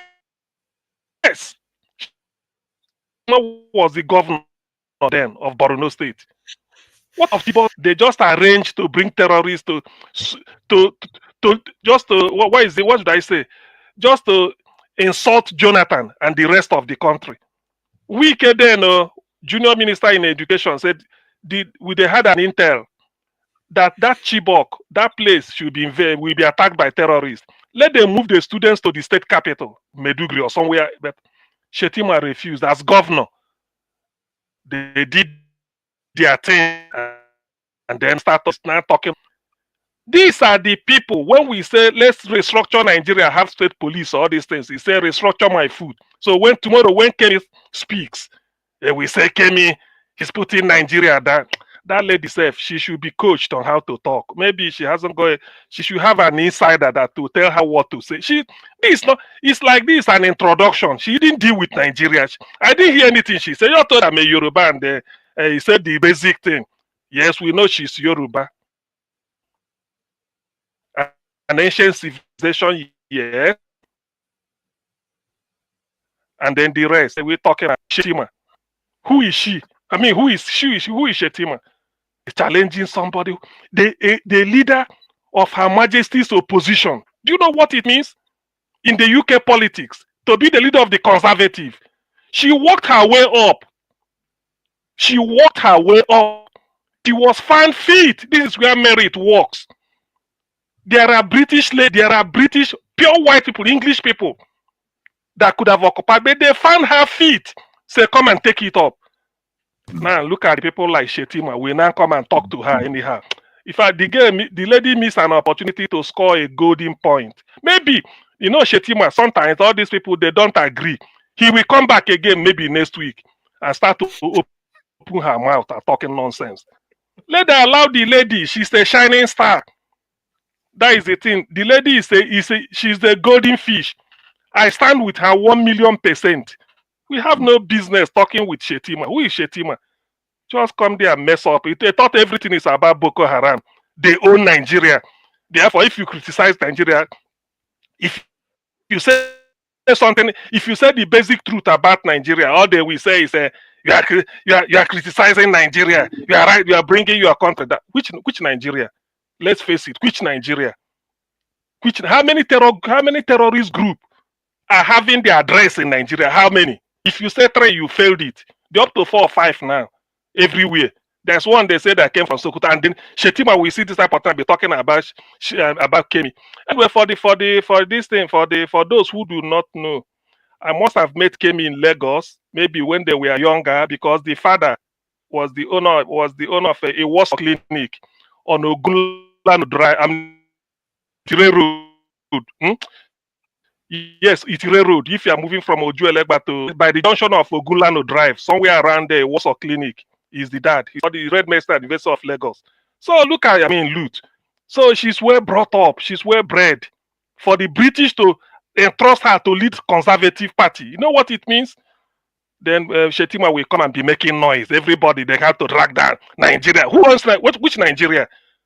Just let us restructure Nigeria and make it work. You say Nigeria restructure my food, and tomorrow he now want to someone to come and pontificate. Come and pontificate. He loves Nigeria. You see, the thing about anybody who is against Kemi, go and look at the person. Go and look at the person's background. Whoever is against what Kemi said and in the manner she said it, go and look at the person's background. The lady is excellent. She's a distinguished human being. I wish her well. If she makes it to be a prime minister, I will be so happy than to come and be telling us Nigeria this, Nigeria say is the talking of Elon Musk. Who is, you see, Shettima is anyway. Well, I just, this Boko Haram issue, it will make me, it's making me think as if it's not worth discussing anyway. It's a waste of time talking about Shettima. These are people that made Nigeria, that sunk Nigeria. They are still sinking Nigeria, and they are here talking. People are talking about Shettima. Who knows Shettima beyond Nigeria? Go to New York and stand there and mention Kemi. People will say yes. Go to anywhere in the world. Go and mention Shettima's name. I beg you, Rudolph. If there's any other thing, second bus, Jare, the way we say in as a K guide, second bus, Jare. Which one? All right.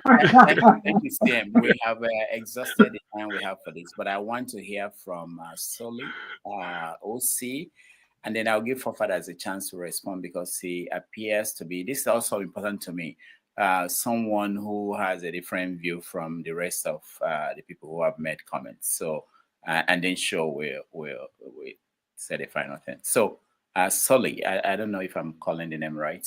Welcome to the show. I don't think I've seen you when I'm hosting. Welcome. I gave up on online platforms like this because I realized, there was a platform I used to go to regularly, but I realized that these people are tribalistic after a while, and they were my own people, So I just had to move away from the online platform. So I listened to what you said and I wrote down my own points, So when you keep on complaining about Nigerians, you say, oh, they don't do good, anywhere belle face. They are oppressed people, It's just like you help a poor person in Nigeria and you're surprised that they betray you. You should not be surprised. You should expect them to betray you. You doing the good to them should be out of your own heart. You should not expect good or bad from them. And then again, they are oppressed people.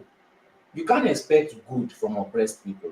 Even they don't know they are oppressed. They are always angry. They don't know why they are angry. So most of us, the only reason why we know the difference between good and bad is when we left Nigeria. We had a sense of good and bad, but we could not actually define it until we left Nigeria. Majority of the population, they will never experience having the ability to know the difference between good or bad. They only experience their own environment. So I really don't like putting blame on the people in Nigeria. And when you say the North are united based on only religion. Remove that religion and you see how they will feast on themselves. Remove that hatred of the South and you see how they will feast on themselves. Currently, they are feasting on themselves. They only unite when it is against Christians or when it is against the South. They are not united. They wipe each other out senselessly. in the north. So yes, we were complaining that okay, we keep on coming here to talk, and that's what I noticed because my father grew up around politicians from really little age to when they became governors. I also grew up around them, went to the same schools as them. The difference between the average citizen is that the average citizen, they react. Politicians strategize. When something happens, what do? We react. Oh, they arrested Dele Farotimi. What did we do? We wanted to protest. And they still even played us on it. They told us they were going to release him, so we didn't protest, and they didn't release him. That is strategy. Some people don't like it when I tell them how politicians work because they think I'm praising them. No, I'm not praising them. I'm telling you how they work, how they do. The only way to beat them is to behave like them. That's the only thing. Dele Farotimi had a strategy. And it worked. His strategy was to expose the corrupt system. However, because of his lack of exposure, and because the only thing that he knows is about Nigeria, he hasn't studied Germans, he hasn't studied Westerners, he hasn't studied Asians, he hasn't studied South Americans to see how they strategize. What was his final result? He exposed the Nigerian system, and where is he right now? He's still locked up in jail because his strategy was limited up to a point. He had nobody wise enough in that country to help him strategize further beyond that measure. You keep on complaining about the people in Nigeria, we that are in diaspora, that we know the difference between good and bad. What have we done? What have we ever come together to do, except for Biafra people? If you look at these Biafra people, they contribute millions of dollars on a monthly basis, not yearly, millions of dollars on a yearly basis. And where is this money always siphoned to? People like Simon Ekpa. Where's the money now? Frozen in European banks. No strategy, just reaction. A strategy, for example, is how much do we bring back to Nigeria on a yearly basis? Billions of dollars. What if we decide that we should do our own sit at home and for 1 month we don't send money to Nigeria? Do you think these Nigerian politicians will not take us seriously? We are just a wallet to them. They don't regard us. We can't even vote. Our voices are not even heard. Yet we bring billions, we bring in more money than international investors into that country, but we have no voice. And if I say that, okay, stop sending money back to Nigeria, some people say, what about my mother? What about my... They will not die in 1 month of not receiving your money. They will not. But are we going to be united to bring forth that strategy and actually apply it? Let all these Yoruba people, all these people that support Nigeria, let them send their money to Nigeria. At one point, it will finish. And Nigerian government will not give them back the money. Can't we strategize? Can't we come together? You want your Yoruba nation, you want your Biafra, it will never happen. We have to come together to give ourselves our nation. But what do we want to do? We want to do it individually. We can never achieve anything individually. In the Western world, what they do is individual movements. And the woman wants to be alone, the man wants to be alone, and everybody suffers. You can never succeed alone in the Western world. Only a family together can succeed. You can never do anything individually.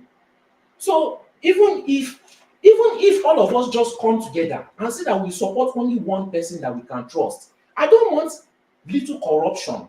And when I say little corruption, I'm talking about people like Obi, because Obi will never arrest his friends. I'm coming from somewhere like Netherlands. I don't want to go somewhere where Obi is the president and Atiku is still roaming free, because those people will never rest. They will always strategize to increase that corruption back. Even if you arrest 50% of corrupt politicians, they will bring that corruption back. I want a clean state. I don't want to smile to any corrupt politician. I don't want to pity them. I don't want them to have any form of immunity. Wipe them out. Remove every corruption. I don't care if the person is your friend. Sorry. When you are abroad, don't you report each other? When your Nigerian friend does something in your workplace, don't you report them? Why do we now go to Nigeria and smile with them? We have no strategy. Everybody wants to talk. Everybody wants to have their voices heard. And let me bring the bad. This is why I left my tribe people, and I'm Yoruba. We have so many things that the evil people in our tribe are taking advantage of. Number one, respect.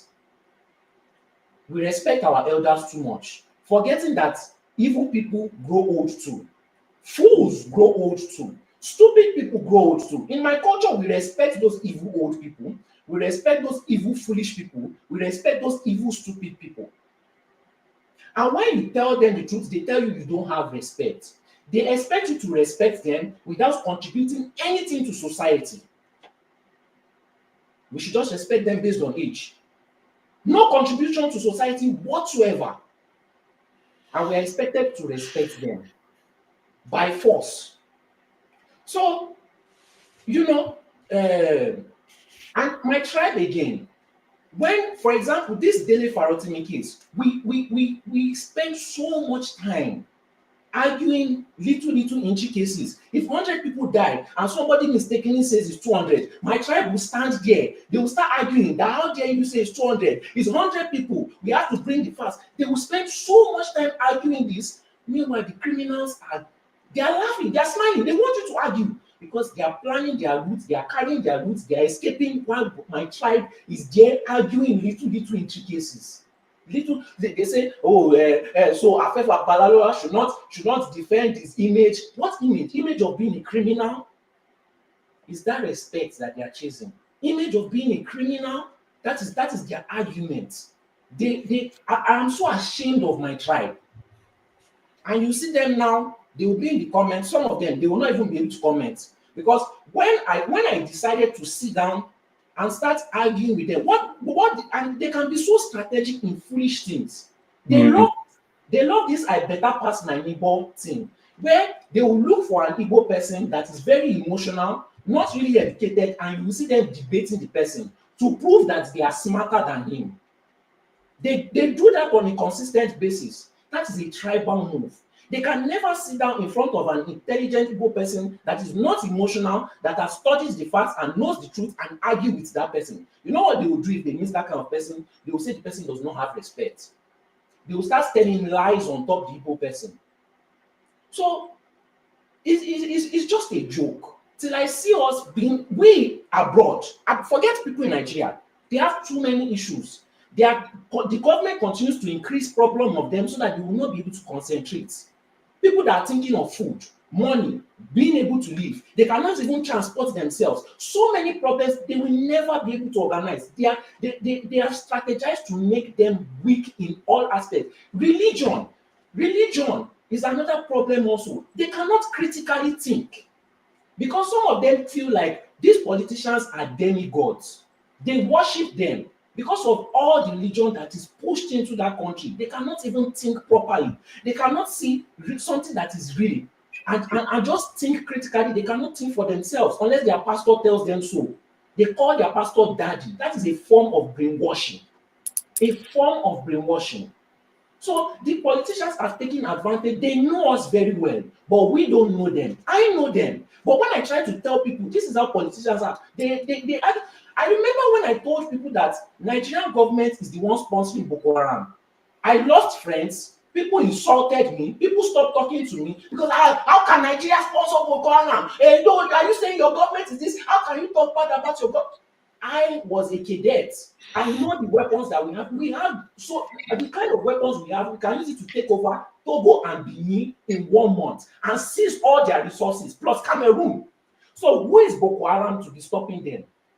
I've seen these weapons. I know our artillery. We have accountants in the country.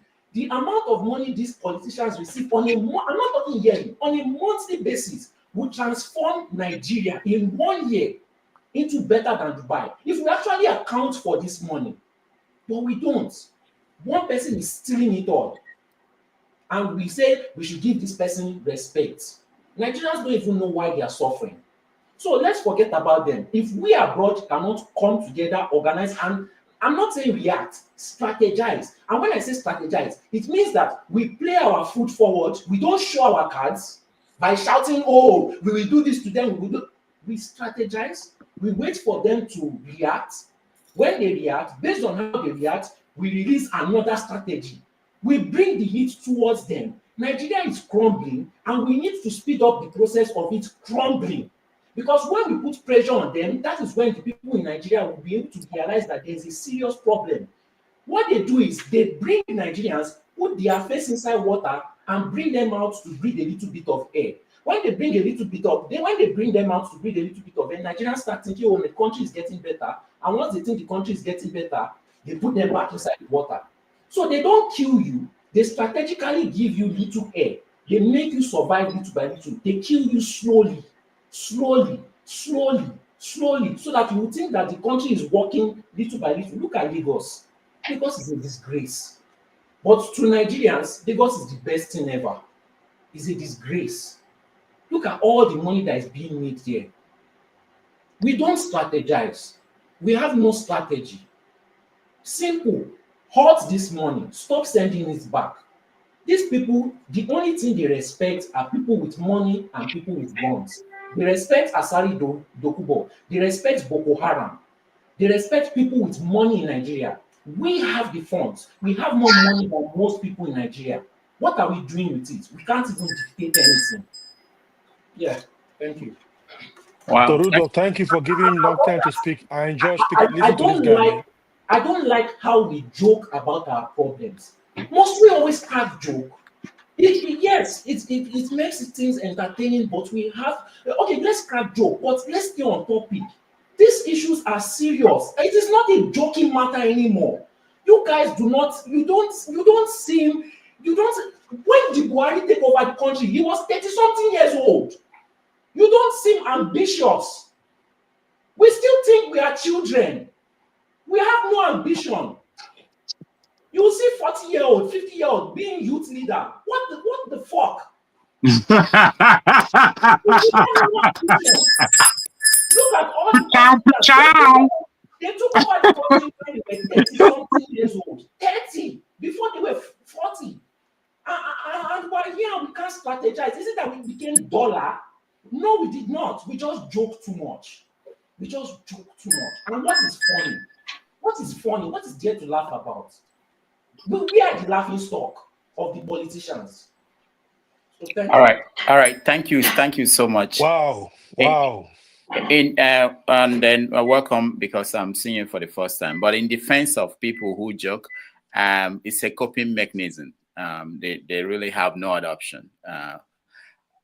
But thank you so much. I hope to see more of you on the panel. I really enjoy your contribution. Osi, welcome to the show. Dr. Damages, happy Saturday. Greetings, everyone. Dr. Damages, special greetings. Shout out to you.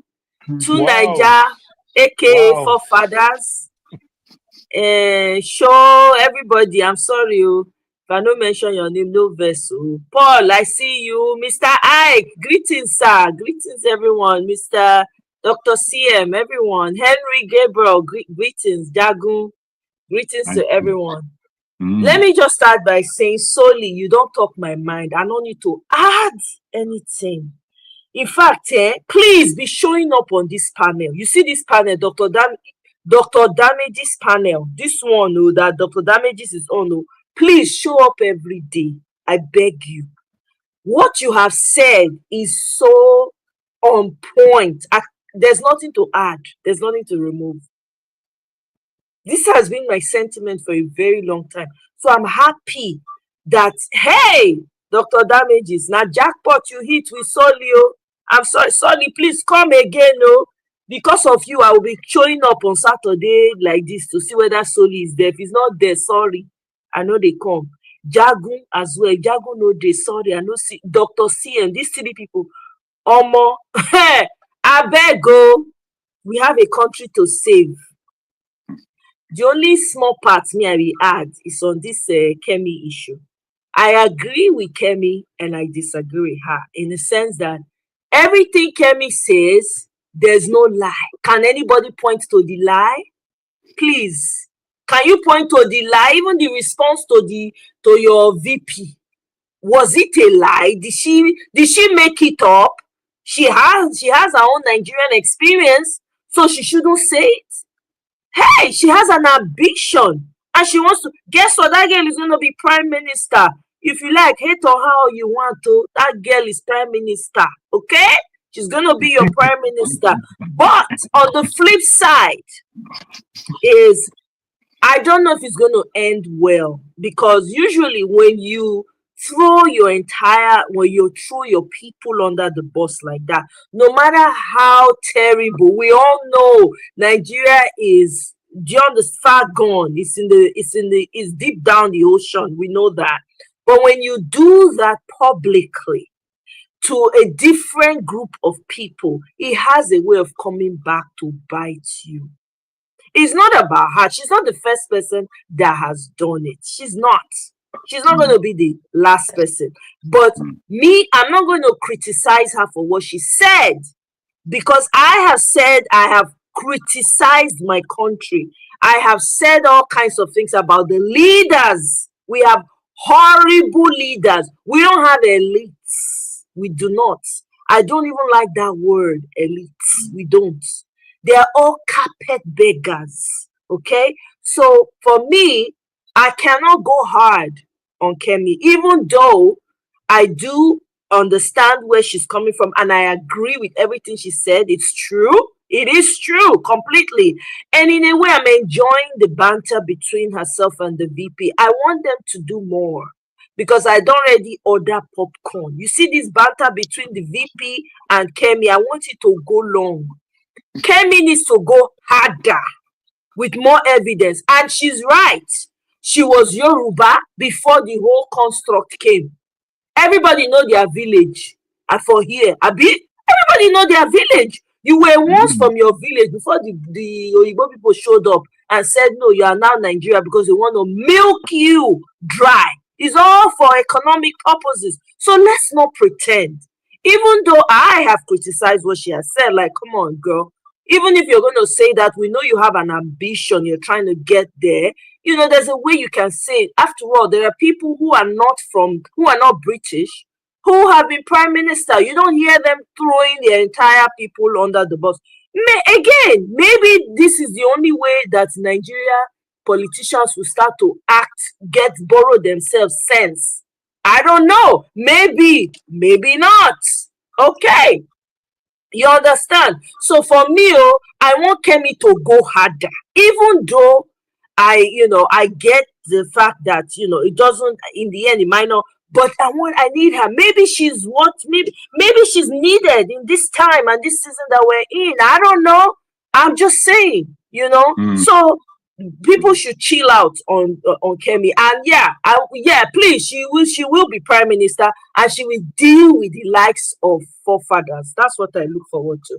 So with that, I say thank you very much, and you guys have a wonderful rest of the day. Sonny, please come back again. You are needed. Very voice that is needed on this panel to come and scatter all the tables, please. Morphed, Sonny, please.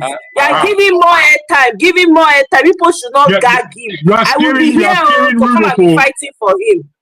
Don't scare rid of too much. Thank you, Omoye.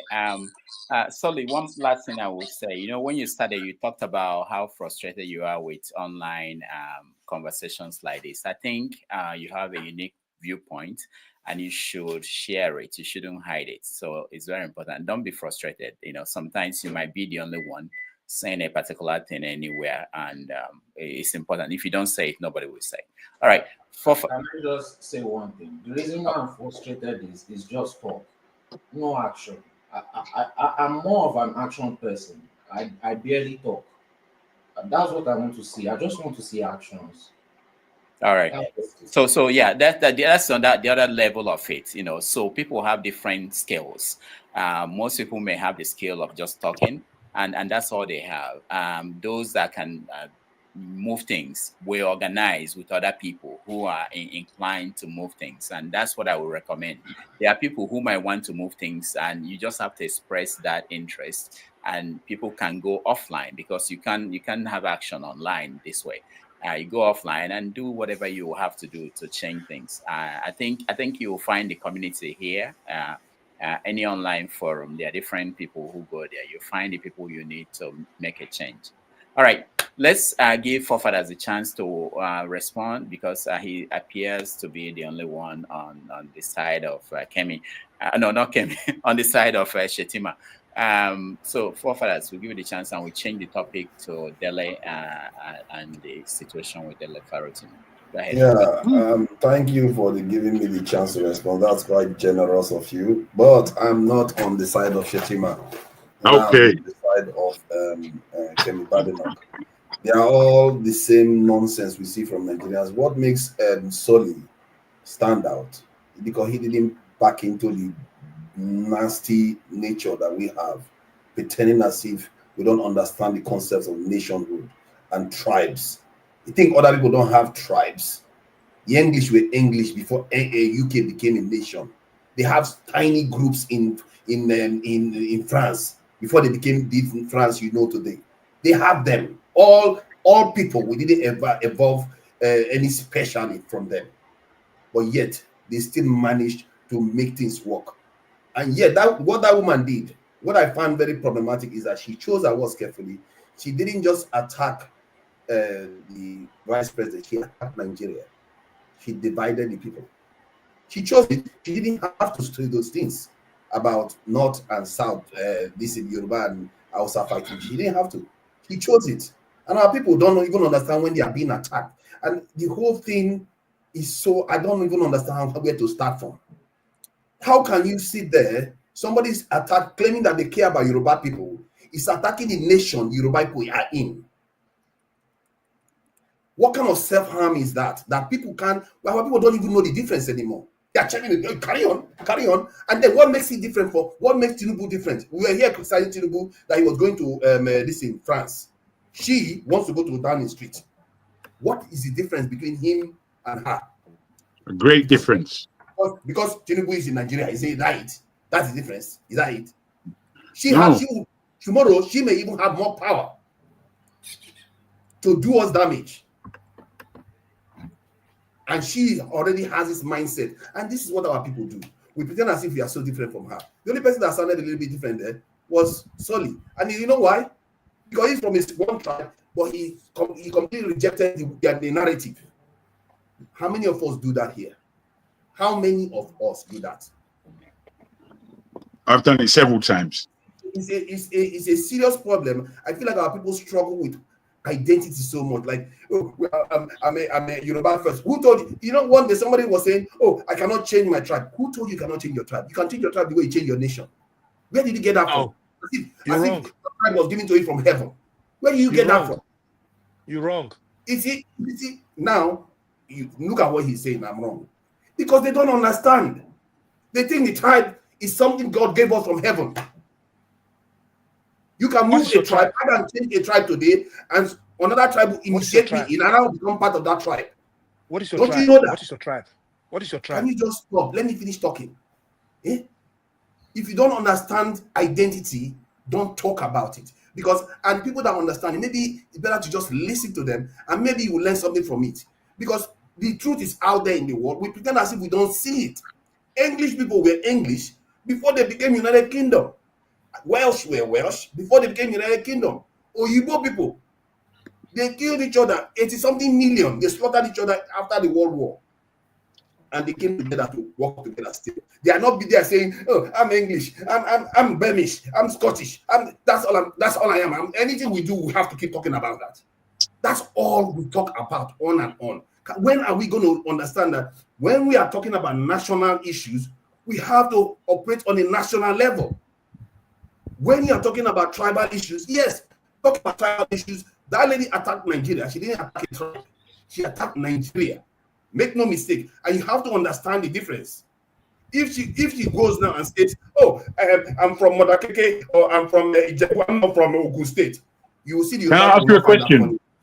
No question for him. You will see that the Yoruba people will not find that funny anymore.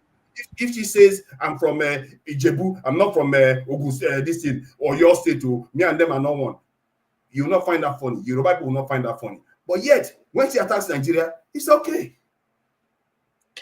I just think that we should think about identity a little bit more. Maybe that way we will be able to negotiate some of all these discussions a little bit better. Thank you.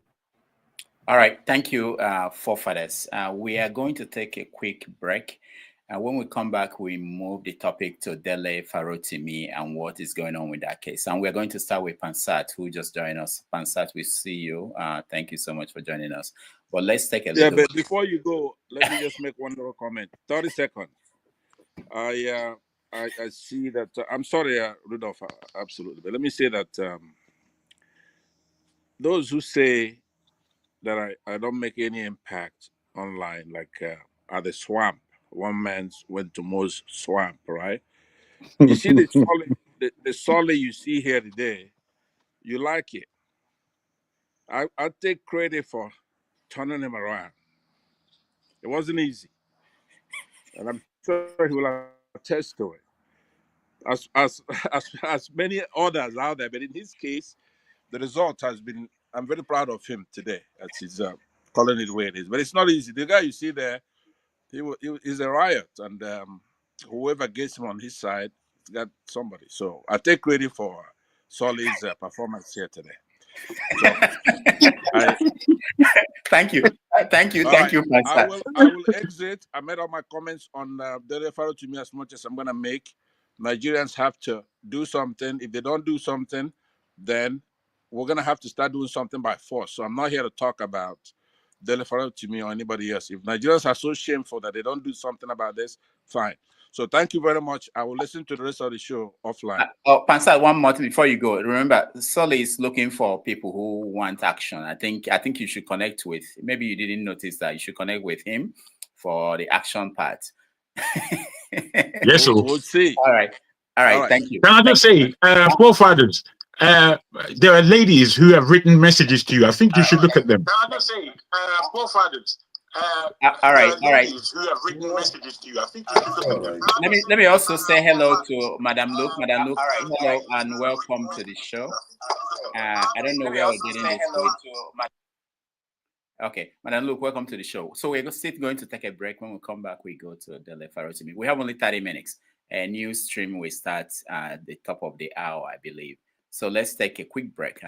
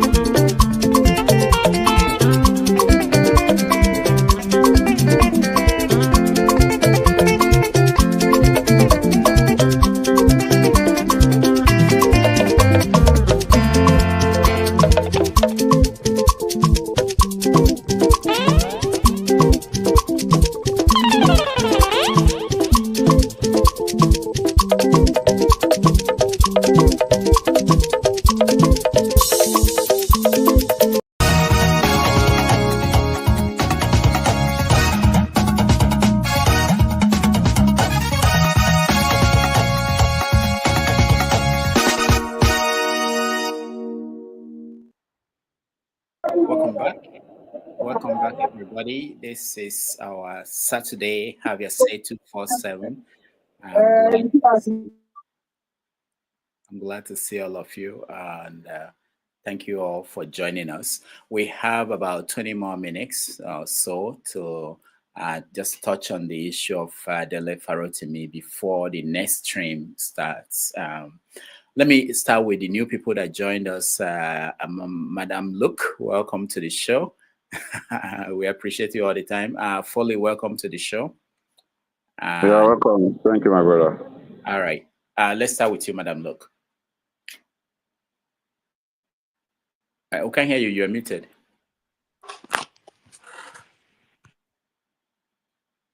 Again. Am I muted now? Yeah, we can hear you now. Go ahead. Okay.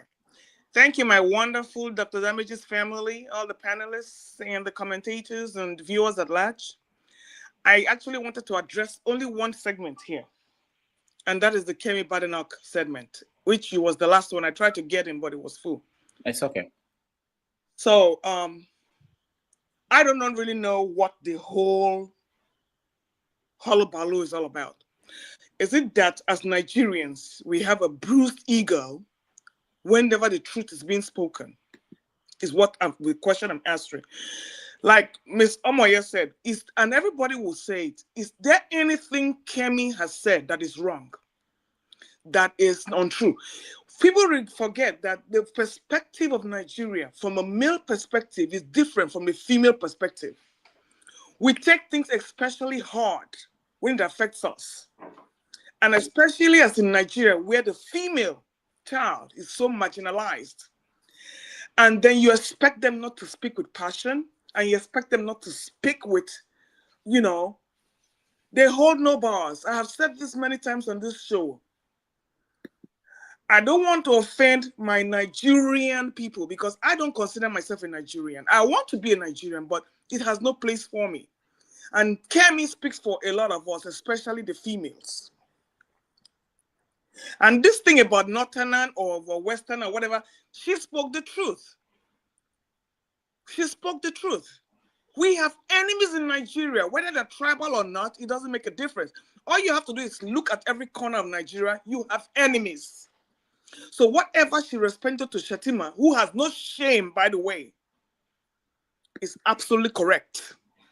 Rather than fix the rot, this is a lady that left at 16. And the things that are still happening when she left are still happening now. And then your minister, whoever, she took her 2 left legs to give her a call. Kemi did not come to Nigeria. Nigeria came to Kemi. And what she did was to give you a backhand slap. So why don't you stay in your lane and continue your rot and start looking for validation from other people because they're so-called Nigerians? And people are saying that when she comes to Nigeria, she will... Kemi has never associated with Nigeria. She associates with her Yoruba roots.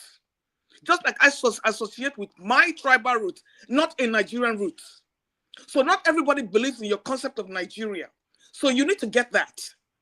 Now, whether she's a Nigerian or not, she's now a full-fledged Briton. There is nothing that will drag her life or corpse to Nigeria. She has severed her roots from Nigeria. So why are you pained? The same thing Dele Farotimi is going. Why doesn't the Nigerian government go and sue Kemi Badenoch? Is this not defamation of character according to them? They should take their balls. I mean, their Boko Haram balls. Shettima should take his Boko Haram balls and go and sue Kemi. Why is he asking her to remove the Kemi from her name? A Kemi is always a Kemi. She's proud of her Yoruba roots. Does he get it or not? So everything she said, I don't want to go tribal, but everything she said, in fact, I wish she would write a book. It would be a bestseller. Because she understood what went on in Nigeria as a girl child. She understood what went on. But nobody sees that part. And you want us to come here and glorify Nigeria on what grounds? On what grounds? So sorry, on my last note, there is nothing to celebrate about Nigeria. So if your ego is bruised, that is on you. Too bad. Thank you, my people. Thank you so much, Madam Luke. Let me just remind people, please, subscribe to the channel and share this show so that other people will see it. We're still looking for about 200 people to subscribe to our Iroko Post TV. We're moving there January 1. And as we saw yesterday when we had a show there, we couldn't do anything. We couldn't do anything simple. If you don't have up to 1,000 subscribers, you don't have spanners, you don't have anything. I know some of you may not like the spanners to come back, but you don't have anything. We can't control anything. We can't give you most of the things we want to or we'll be able to do. So please, if you have not, we have about 500 people or 500 and something people watching. If 200 of you have not subscribed to Iroko Post TV and you do it now, we'll be all set. YouTube will be able to give us the tools we need to be able to do some of the things we are doing on this particular platform. Again, thank you, everybody, and we appreciate you. Let's go to Foley, your comment on Dele Farotimi and what's going on. Yeah, good evening, my brothers and sisters. In fact, I was in the courts during the Dele Farotimi last trial, and if I tell you that Nigeria has finished, in fact, we actually know that Nigeria is no more a country that anybody can be proud of, because what happened that day is beyond. I've been seeing it as something that is not actually working, but that day it confirmed whatever every one of us have been thinking about that country called Nigeria. You cannot imagine. I was rescued. In fact, I think Kunle Westman actually, I think maybe he granted a press release during that period. And unfortunately, I was one that picked the Kunle with my car. Do you know the talks that these people brought to talks were actually pursuing me, and I tried to drive to enter police station. These people still follow me to police station. I parked my car. I ran to one of police officers' office, and they were asking me to hide myself for the talks. I'm talking about police station. So the reason why I'm saying all this is this. Actually, we know this country is no more working. But what happened that day actually confirmed to me that it's better for you to take your leaves and leave this place, because you cannot even speak for yourself. Talking about speaking for anybody, because any decent voice in this country is being attacked. This country don't welcome you when you are trying to be a patriotic Nigerian, when you are trying to do things that you think is right. This country worship the criminals among us, and they give whatever honor to people that is actually destroying the country more. And it's a pity that we find ourselves here. Unfortunately, we have been saying this before now, but it's a bit too late for us. And this is where we stand during the 2023 election, and people don't see this. I saw this last 2023 election that is one of the last hope that we have, but unfortunately we miss it up. We need a revolutionary movement to take Nigeria away from where we are, not a political party. It has to be a movement. But these people know how to throw the stone at us. Wherever the election period comes, they throw us the cheapest stone among us, and we'll be dragging it as if we don't have a thinking. I'm not sure that it's not too late for us to save this country. I'm not actually sure. Because I was in court. I witnessed the whole scenario. There is nothing that Dele Farotimi has actually put out there that the case and what is happening now is not actually verified. That this is exactly what the guy is saying. We don't have judiciary, and nobody can tell me anything about that one. We don't have them. That is the 100% correct. Thank you, everybody. Thank you so much, Foley, for joining us today. From where are you now? Where are you joining us from? I'm still in the Ekiti. All right. Will you be in court on the 28th? 28th. I should leave Ekiti before 28th because I have something to do in Abuja. Yeah. Okay. All right. Anytime you can, any information, please pass it on to us. We would like to have it. Thank you so much. All right. Thank you very much. Okay. Let's go to forefathers. Let's go that way. Forefathers. Thank you for that. Regarding his arrest, clearly there has been a serious miscarriage of justice, if one wants to put it that like that. I'm not very sure everybody is aware of the scope of the allegations that are against him, which is something I would like to be educated on. Anybody that knows a lot more about the actual case involved, because I also heard about that he was also calling for sit at home. So maybe there are some forces that are going after him because of that trend, because you saw what happened with in the southeast when that kind of stuff are happening. Who knows? That could be part of it. Nations react in a very, very strange way. I've seen that with one Pakistani activist debating or negotiating the release of his brother from his country from the secret service that kidnapped his brother. So it came down to the secret service wanted to protect their nation. They are overreacting because kidnapping innocent people in the process. And the guy told him, "You are the ones causing the problem. You are the ones making us criticize you. And when we criticize you, you kidnap our people." This is the same behavior. And if you look at Babalola now, some of the stuff he has done now, it's clearly for somebody that's supposed to be representing the law, that is not how you behave. The more I read about him, the more I get concerned. And people revere this man. I read on his page about what he was advising graduates from his university regarding the law. Never once did he mention anything about justice, integrity. Never once did he mention anything like that, which is at the core of the responsibility of lawyers. It's like a doctor graduating from a medical school, and nobody tells him do no harm, make sure you treat patients right, and none of that, none of those core messages. None of the autocratic oath that is involved. It's just about work hard, make sure you dress properly. Dressing properly is important for the profession, and make sure you give back to the university 10% or so to the university of your earnings, because the university is their father.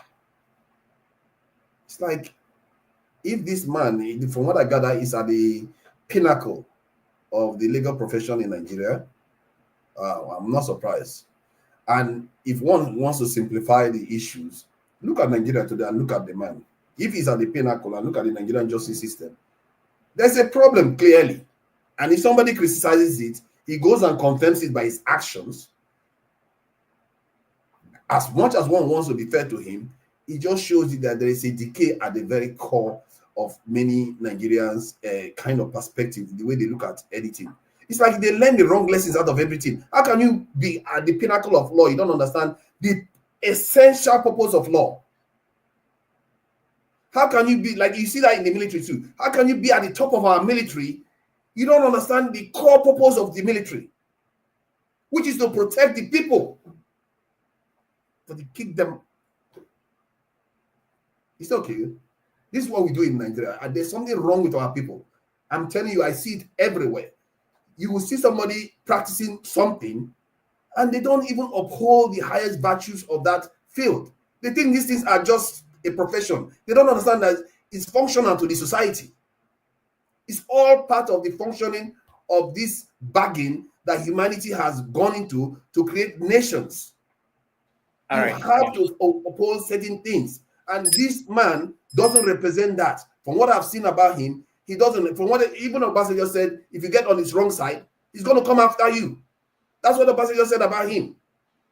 All right, forefathers, I know you'll continue this conversation when you start the next stream, but let me give other people the chance to weigh in. Maybe, Show, you can tell us where things are with this case. I mean, there have been so many directions he went into, including the move to take his license to practice law, the effort to ban the book or to stop the sale of the book. I think in Nigeria, they are stopping it now, even picking it up. Tell us where things are, please. Well, as much as I know that, what you've just said, there's a move to disbar him. I think Afe Babalola or his partners have, written to the Bar Association to disbar Mr. Dele Farotimi. They also want, not just Nigeria, they also want to stop Amazon from the sale of the books. One particular son who has sued Dele for defamation, has also said that he wants all the proceeds from the book to be accrued to his own account. So like I've said, I think what they're trying to do is to overwhelm Dele Farotimi with so many cases. And I think Dele is particularly dangerous for them in the sense that he's not an outsider. Remember, he knows he used to be part of the system. So Dele knows a lot. And I think what they're trying to do is to make sure that they quash him, they silence him, and make that a lesson for anybody who is inside, who's planning or thinking of doing the same. So apart from dealing with Dele, they are dealing with potential Deles that might come up. You would like to think, people like Afe Babalola and the likes and all these sons, we have a lot of sons. But you don't hear them talking about how they don't want our politicians to come to court to decide who is our president, to decide who is the governor. These are the things we entertain in our court that they should be saying, we don't want you in our court, and speak against it. But of course, that goes against everything they stand for. It goes against everything they stand to benefit. So they are more interested in don't talk about us, don't expose us, don't say this about us. I'm with Dele Farotimi 100%. I stand with him. The last protest in London, I couldn't go, but the next, whatever protest is happening anywhere in the UK, I'm going to take the day out. I would go. It has to be on record that I did something. Dele is a friend of this house. He's been here at least twice that I can remember. The next time, whatever is happening, I'm cancelling, and I would stand with Dele Farotimi. It has to be on record because it's easy for people to talk up and down. Stand with Dele. Let it be on record. I bought the book for people in Nigeria before they stopped what they stopped. I bought a lot of copies. The day we get to 1,000 subscribers on Iroko Post TV, I'm buying 2 in the UK, 2 in Canada, 2 in the US. I will do what I can do. I don't care if the money goes to Dele Farotimi or not. Let people read. And what people don't know is that human beings, even animals, are inquisitive. What you tell them not to do is what they want to do. So more people who never planned of buying it, myself included, bought the book when they said we're banning it. Hey, don't talk about it, don't do this. If Dele has said things that you don't agree with, you sue him. I know some people have come, I'm not a lawyer, far from it. Some people have come and said, you can pursue criminal, you can pursue civil. And they said the reason why Afe Babalola is not pursuing civil is because if you pursue a civil route and Afe Babalola dies, is 95, 96, the case dies automatically. But if you pursue the criminal route, even if Afe Babalola dies tomorrow, the case carries on.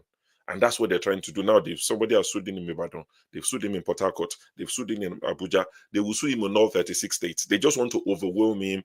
And this is why he needs our support. Let's not have another Dele Giwa. Let's not have another Ganifa Weyimi that we will now appreciate them and be saying they are heroes once they are gone. People did not love Ganifa Weyimi when he was alive. He tested his popularity as a president. He failed. But now people talk about Gani like they had these pictures all over their houses growing up. They did the same to Fela. Let's support our heroes, at least those who consider them. Forget who do. Person we don't like Dele, you don't have to like him. But those of us that say we like him, let us celebrate them and support them while they are alive.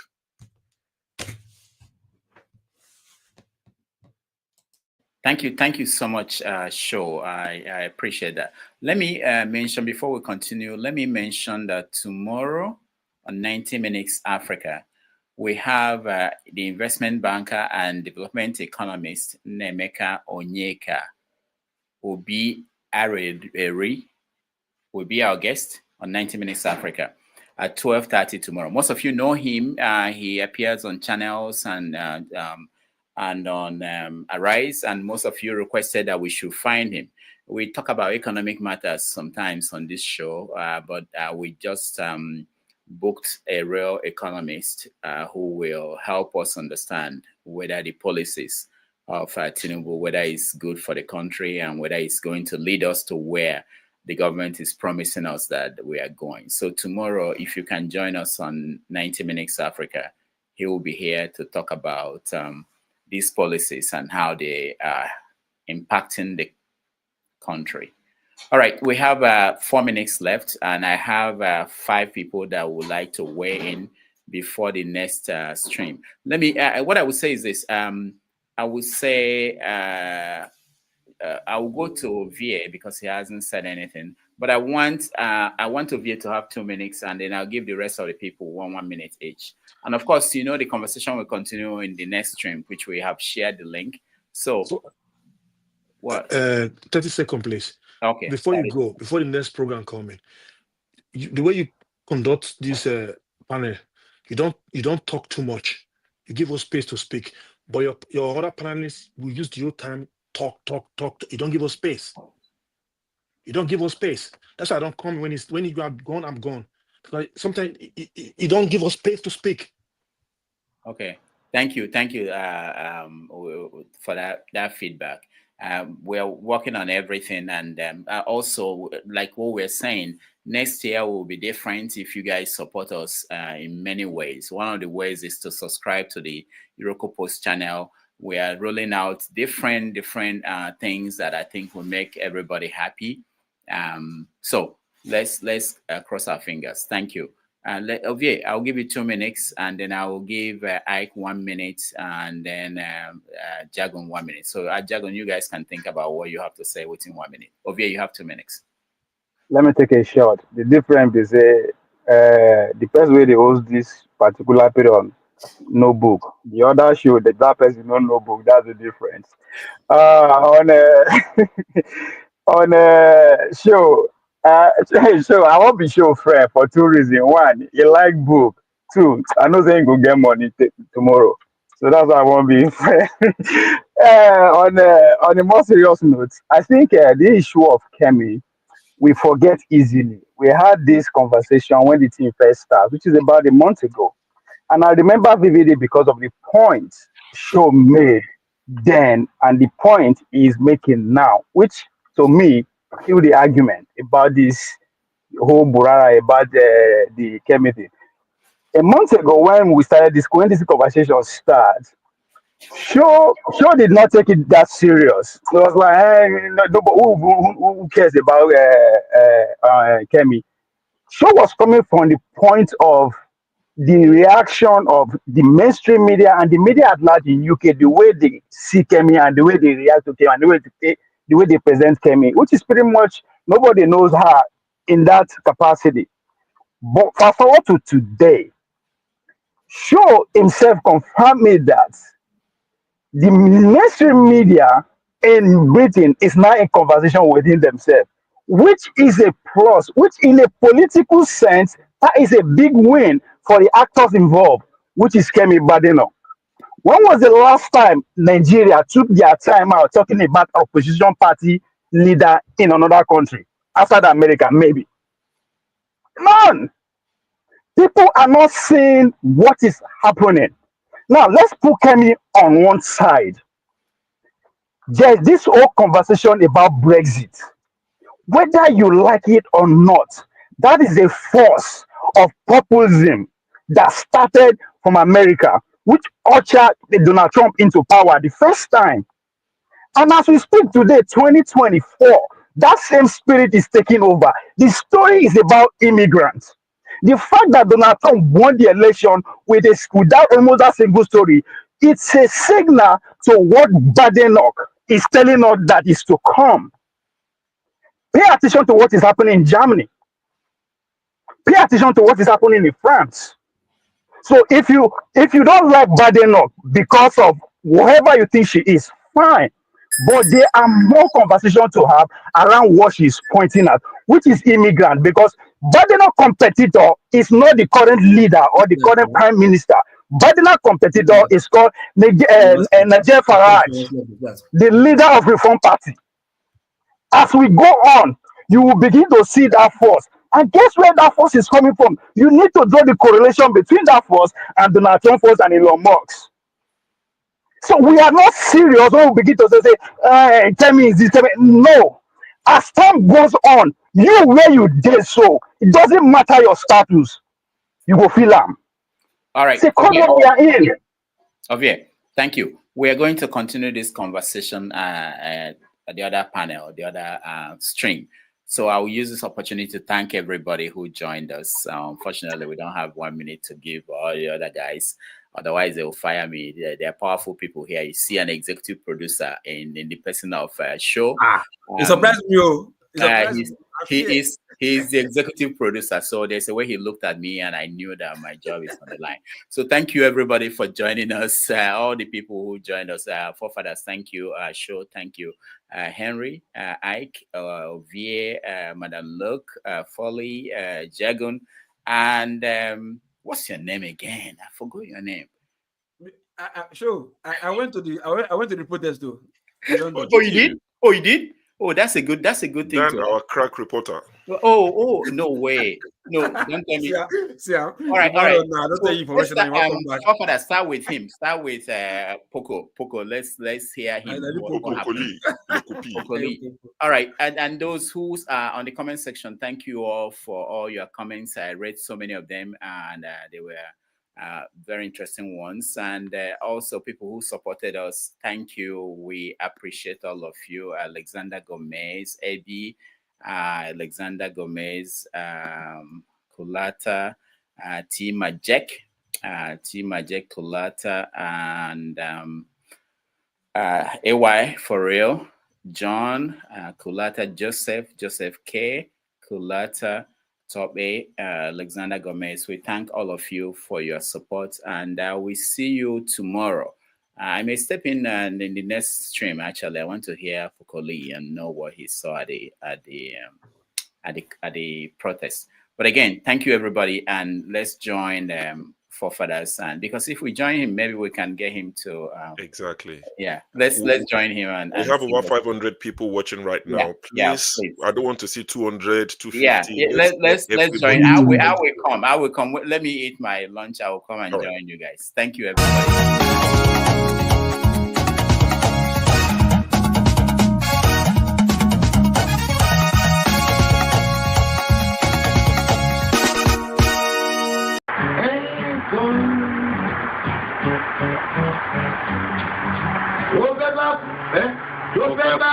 Tó fẹ́ kú torí ẹ̀ o.